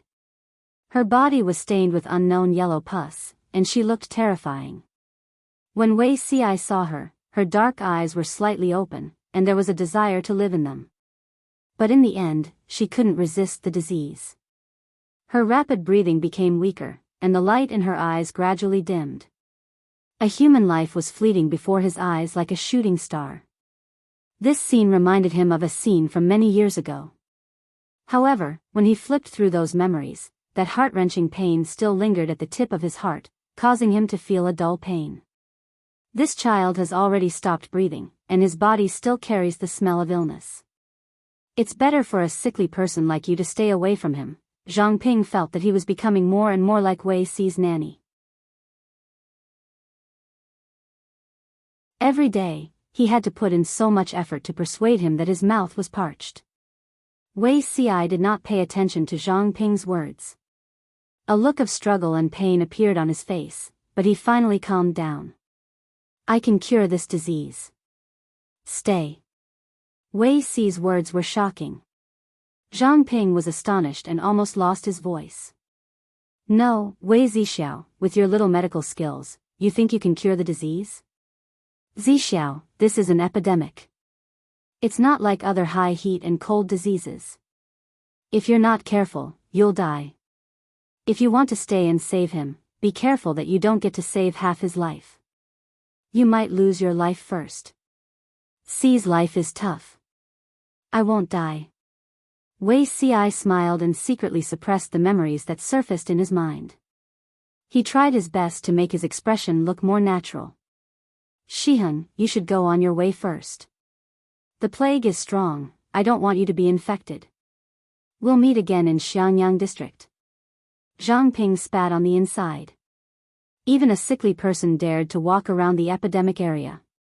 Why would he, a strong and healthy person with strong yang energy, be afraid of this? Reality proved that Wei Si could indeed treat the disease.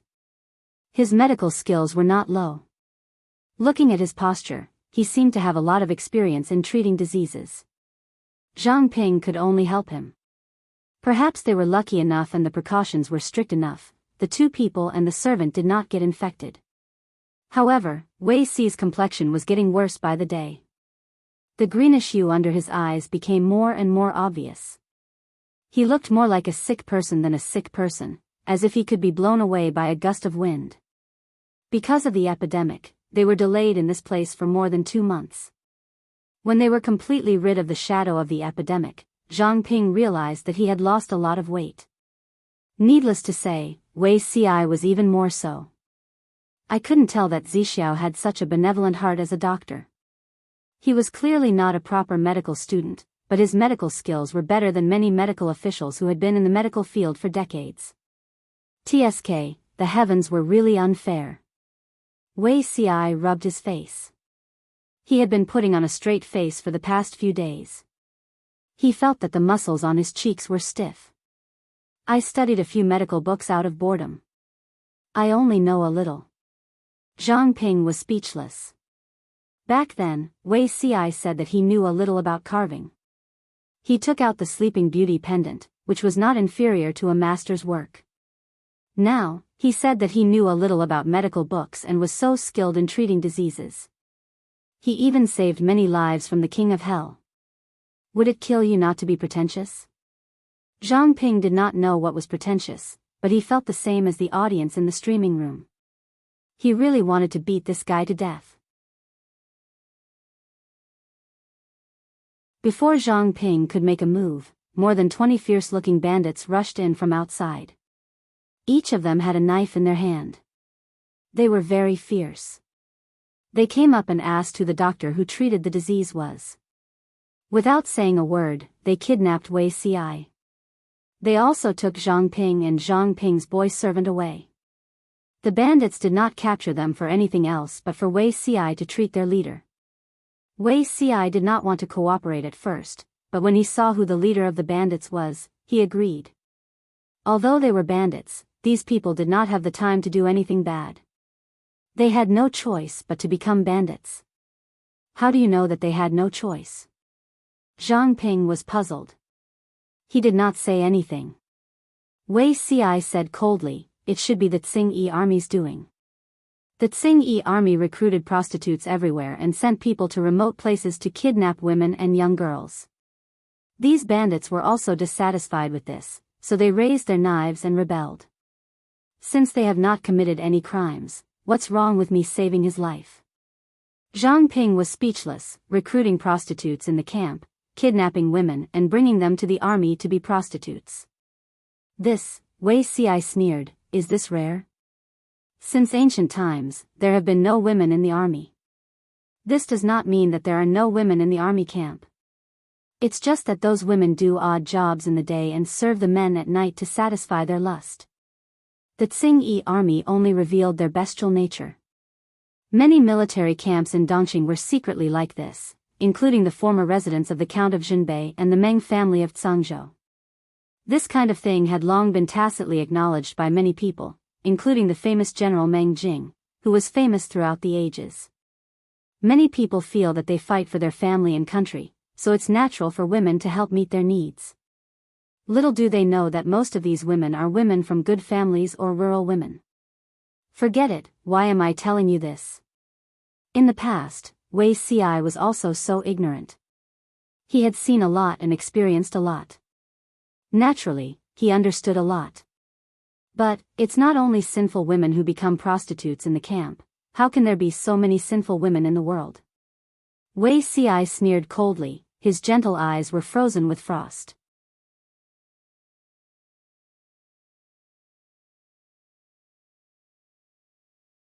Chapter 459. In the end, Wei Ci still managed to cure the bandit chief. Zhang Ping did not know what his companion had said to the bandit chief, but the two of them, a servant, had leaped from being prisoners to being honored guests of the bandits. The bandits were very polite to them, and this sudden change had shocked Zhang Ping. When he asked Wei Ci, he only smiled without saying a word. Keep hiding it. One day, I'll make you spit it out on your own. Zhang Ping was annoyed.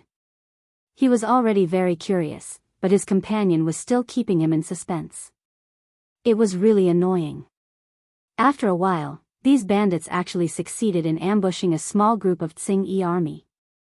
There were only 83 bandits in total, but they managed to save many innocent women from the hands of Tsing-Yi army, who were 5 times their number. Not only that, these bandits were very particular about tactics. Every time, they would harass them once and then leave, appearing and disappearing unpredictably. This was obviously not the quality of a gang of bandits born in the wild. After a long while, Zhang Ping finally reacted.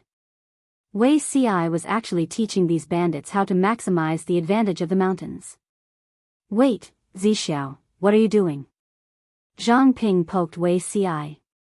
He could not understand his companion's thoughts. Wei Ci sneered and said calmly, "It's already a chaotic world now. The north of Dongqing has become the battlefield of Xing-Yi army and Red Lotus Group. The imperial court and Prince Changsho are in a stalemate in the south. It's obviously impossible for the three of us to travel north safely. Who knows if we'll be kidnapped by Red Lotus Group or Xing-Yi army on the way." To be honest, even if he was a man, it was very unsafe for him to travel with such a face. Wei Ci was not a narcissistic person, but he knew how much trouble this face would attract. Zhang Ping asked, "So?" Wei Ci's gaze fell outside. His gaze was meaningful, his dark and bright eyes narrowed slightly. "I pointed them out the right path and they gave us a lift. These bandits originally planned to join the other side, but they were indignant.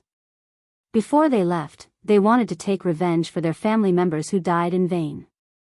Coincidentally, Ci could lend him a helping hand. That bandit leader is a loyal man. He promised me that if we succeed in our revenge, he'll be willing to escort us to Xiangyang district." Zhang Ping almost laughed. "You actually believe the words of a bandit?" Wei Ci tapped his fingers on the short table and said in a low voice, "I don't dare to trust others, but this person can be trusted." In fact, Wei Ci did not expect to meet Dian Yan in this place. Who was Dian Yan? At this point in time, he would at most be described as a boorish man in the mountains.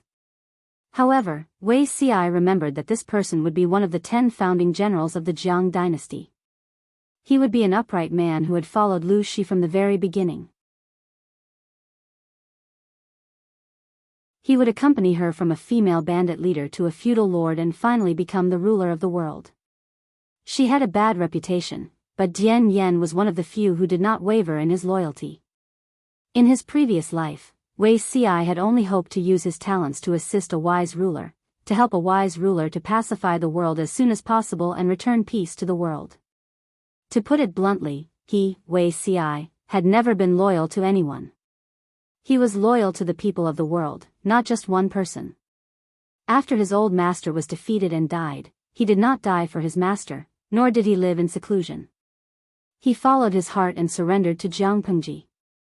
With the situation of the world at that time, the only way for him to realize his ambitions was to seek refuge with a new master.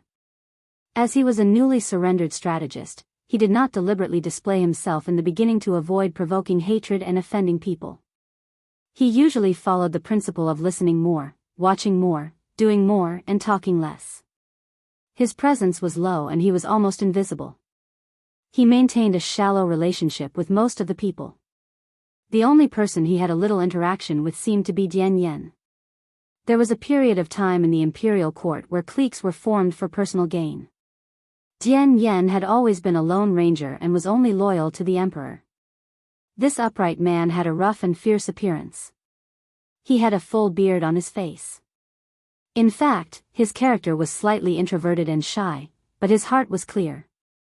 When most of the people looked down on Wei Ci, only Dian Yan maintained his normal attitude. Now, Lu Shi was no longer a bandit. She was the legitimate son of an aristocratic family of the Lu family. Naturally, the two of them had no chance to get to know each other through fighting. Thinking of Dian Yan's heavy injuries and the maggots crawling on his wounds, Wei Ci could not help but break out in a cold sweat. If he had come too late, perhaps the future brave General Dian Yan would no longer exist. Wei Ci did not purposely change anything. He only wanted to be a matchmaker. In the previous life, the emperor subdued Dian Yan and made him follow her with all his might. If the fate of the monarch and the minister still existed, Dian Yan should belong to her. If they were not fated, she would not force it. In short, he did not care so much. He had to kidnap him to Xiangyang district first. Zhang Ping saw that Wei Ci spoke with such conviction, he could not help but restrain his contempt. Most of the youths who followed Dian Yan to become bandits were of the same age in the same village or neighboring villages. He had been their big brother since they were young, so his words carried a lot of weight. He was the leader of the gang of bandits. Everyone packed their luggage and prepared to head north. On the way, they made a living by robbing the Tsing army and saved some innocent people. Sometimes, in order to avoid the Tsing army, they had to take a long detour.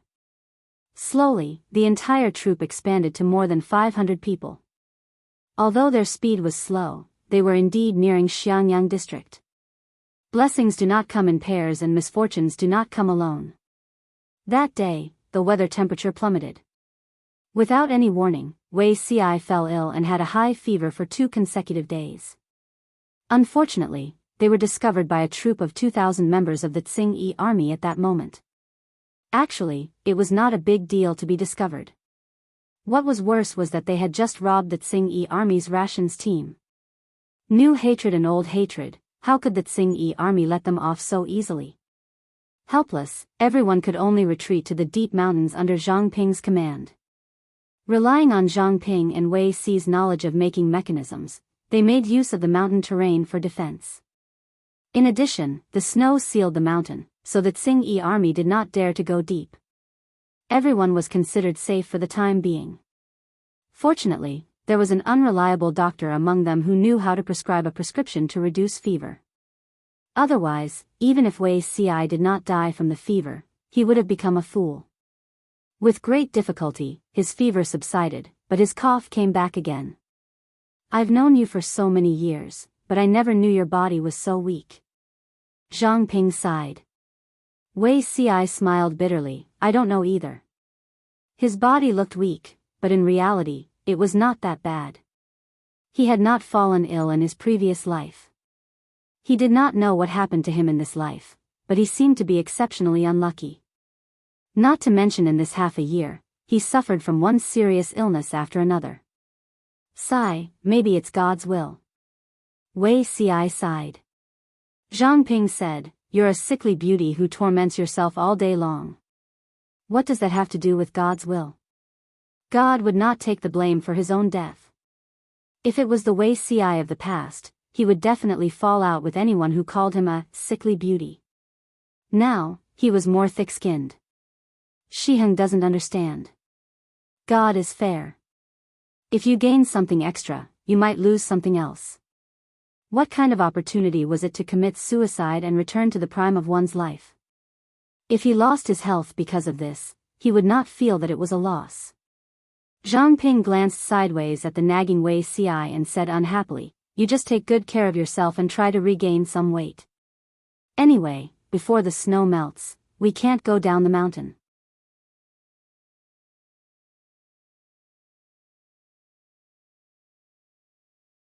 Chapter 460. If not for his best friend taking care of him, Wei Ci felt that he would have died long ago.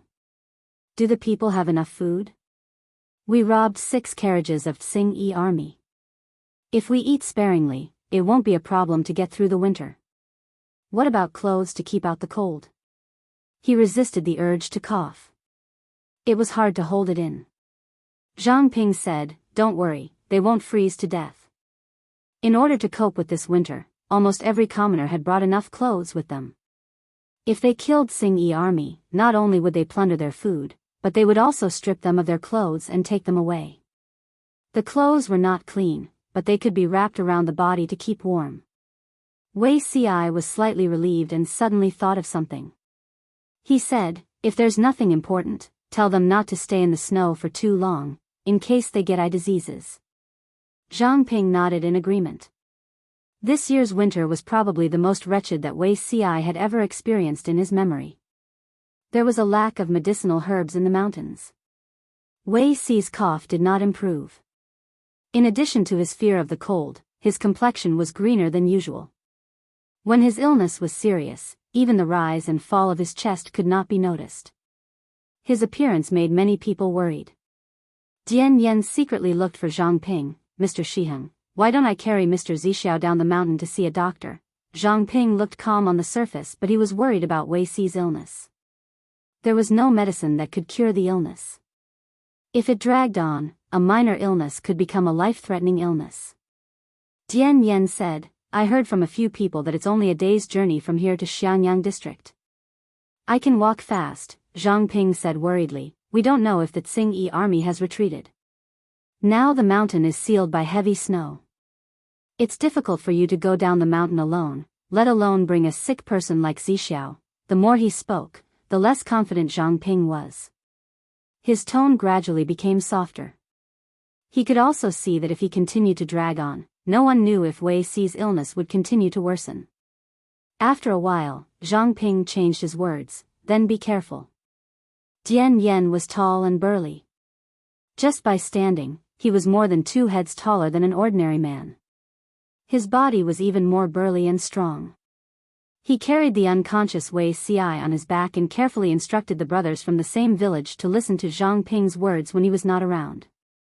If this trip went smoothly, not only would Wei Xi be treated, they could also call for reinforcements. Dian Yen followed a person who knew the way down the mountain. The 3 of them disappeared into the pure white snow. Wei Xi's consciousness was blurry, various images appeared in front of his eyes from time to time, but finally it was fixed in the lofty palace. The late emperor had passed away, the officials were kneeling on the ground, each with their own thoughts. He pulled out his sword and committed suicide. This scene, repeated over and over again. In the end, Wei Xi could not even tell if he was still alive or if he had already killed himself. He vaguely remembered that he had returned to the prime of his youth after that incident. Everything had to start all over again. Which one was the real one? He was already dead, but he was still alive. Dian Yen was wrapped in heavy clothes. The 3 of them walked down the mountain with difficulty. They had to pay attention to the path under their feet at all times. No one knew what was under the accumulated snow. If they stepped on air or slipped, he would have to roll down the mountain with Wei Xi. Normally, it would take at most an hour to complete the mountain path, but now, it had taken them almost 6 hours. It had stopped snowing not long ago, but now it was fluttering again. The cold wind carried the ice and snow, blowing on their faces, as if a small knife was slowly dismembering their flesh. Dian Yen was born boorish. He asked the person leading the way to help him keep a close eye on Wei Xi, who was on his back, to prevent him from catching a cold and the wind. Brother Dian, the teacher has dropped something. The youth behind him trembled as he crouched down and picked up the perfume bag that had dropped. Dian Yen took a look and said, I'll take it, you keep a close eye on the teacher. The 3 of them descended the mountain with difficulty. The only thing to be thankful for was that the Tsing-Yi army that had surrounded and intercepted them had already retreated. Wait, don't move. The youth leading the way was just about to take a step when Dian Yen pulled him over. There's someone. They found a place to hide. The youth had a puzzled look on his face. Who would come out at this time of the year? However, not long after, the sound of horse hooves could be heard from afar. The youth looked at Dian Yen with admiration. Don't be fooled by his boorish and frightening appearance, his ability was not weak. The approaching people seemed to be going into the mountains to hunt. There was a group of 20 people, each dressed in hunting attire, carrying a bow and arrow, and a quiver hanging from their waists. The youth wanted to go out and ask for help, but Dian Yen did not allow it. Instead, he pulled him back tightly. A pair of eyes that resembled copper bells slightly squinted, staring at the leader of the group.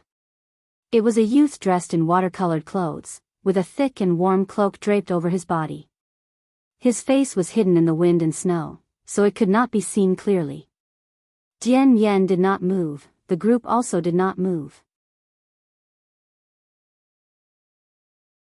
The youth who was the leader sat on the horse with a faint smile, his gaze faintly glancing in his direction. I've been discovered? Dian Yan's heart was shocked, he was so nervous that his palms were sweating. My lord, what's wrong? The hunter who was leading the way saw that Jiang Pengji did not move, his face was full of confusion. There was no prey here.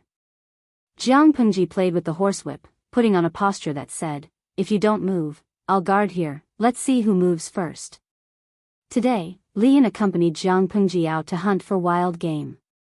To be honest, barbecuing and having a meal together was as addictive as knitting.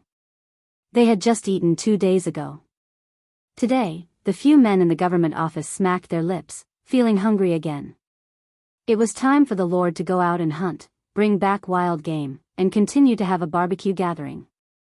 Li Yun naturally noticed that there were people hiding around. He slightly moved his horse forward and asked Jiang Pengji with his eyes. She said, "Wait." After a while, it was Dian Yen who gave in first. They were carrying a patient on their backs, and they did not have enough clothes to keep them warm. How could they compare to the enemy who was fully armed? Hiding like this was not a solution. Dian Yen faintly felt that his limbs were stiff and numb. In the end, he sighed and slowly moved out from his hiding place.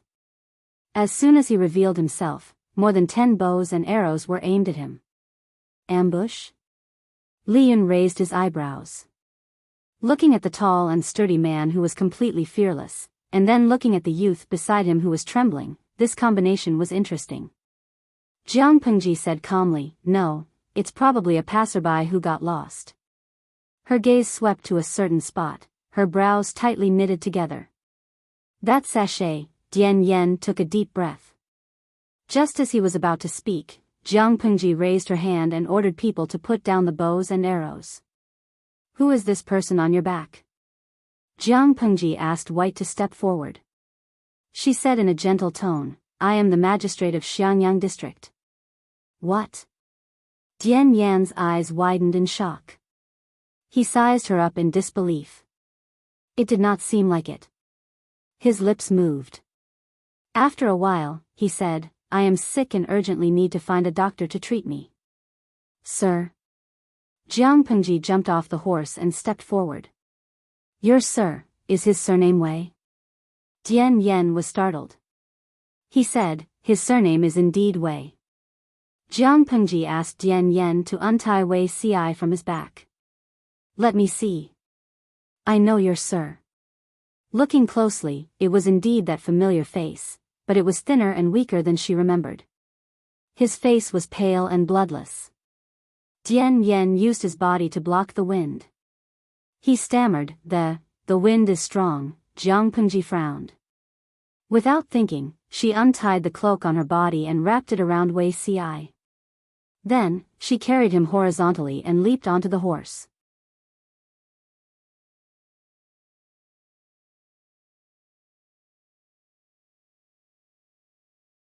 Chapter 461.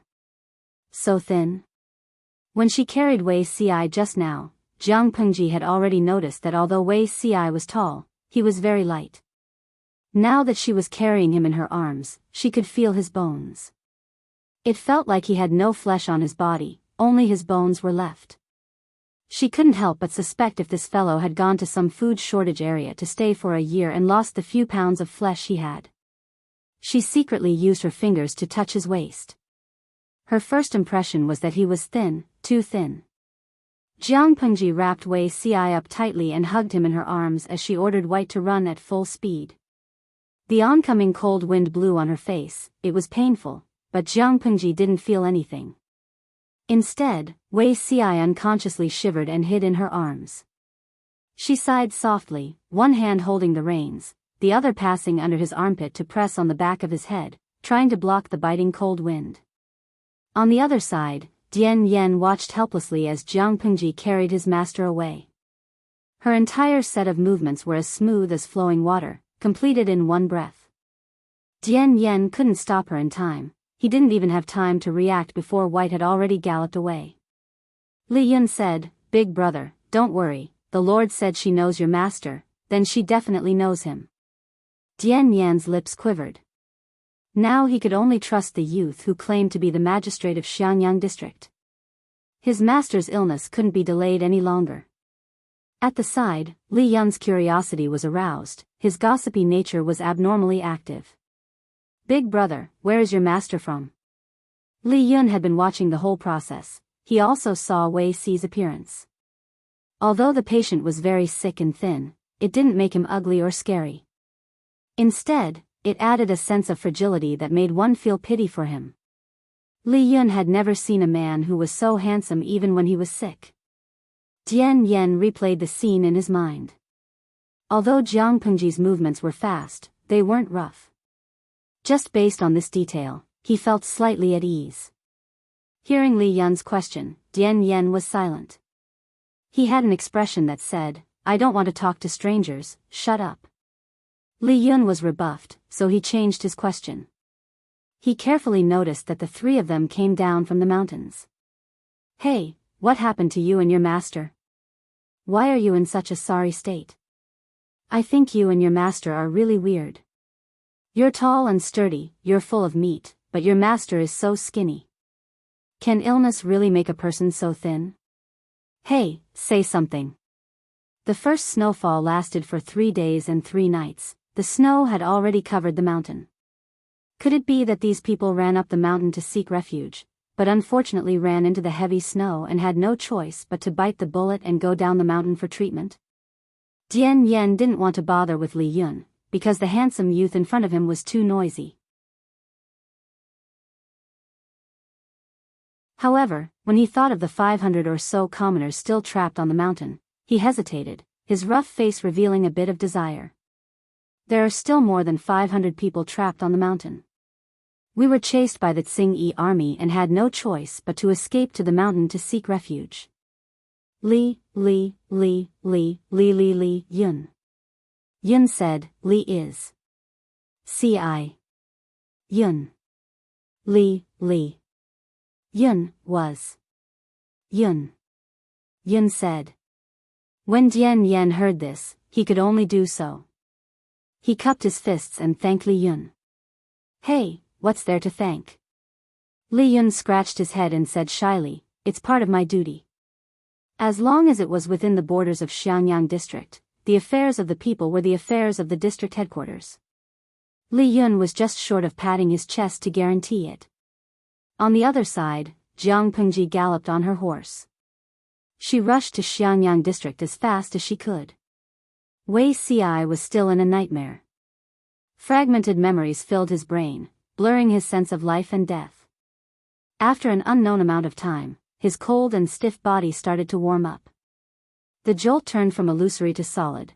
Was this a dream or something else? Wei Ci frowned in discomfort. He coughed twice strenuously. He thought he coughed loudly, but to Jiang Pengji, it sounded like a kitten's meow. If not for her good hearing, she might not have realized he was awake. After a long while, Wei Ci managed to regain consciousness. Only then did he realize that he could not move his entire body.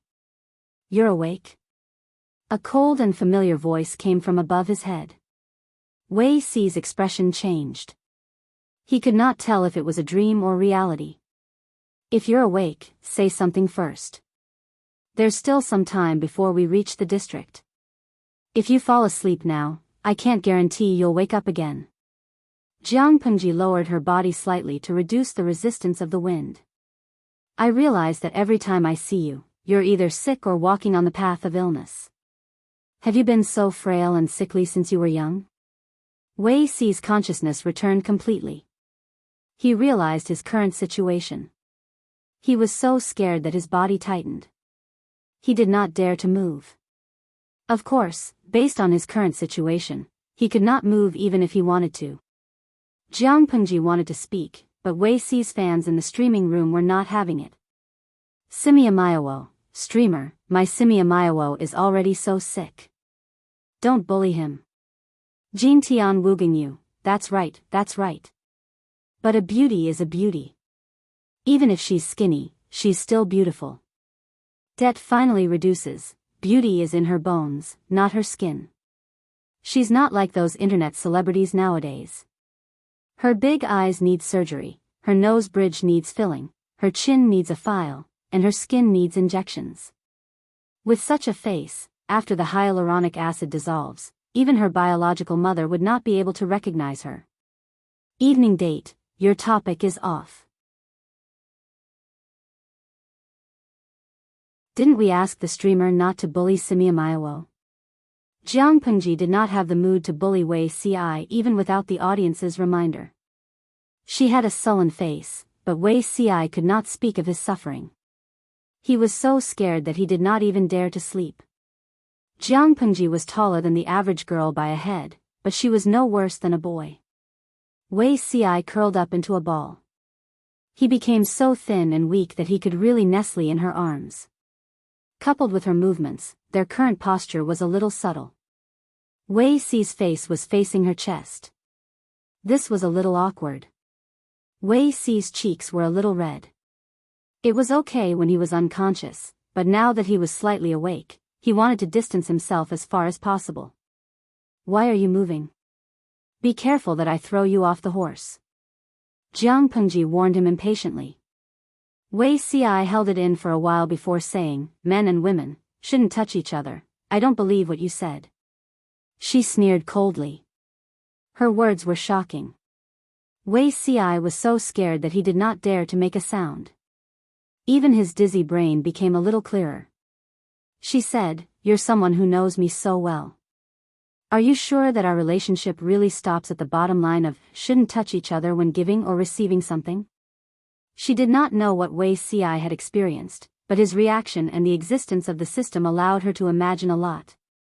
You're tuning into the Biyao's Wuxia Chronicles YouTube channel. Don't forget to subscribe and join us on this journey to catch the most captivating stories.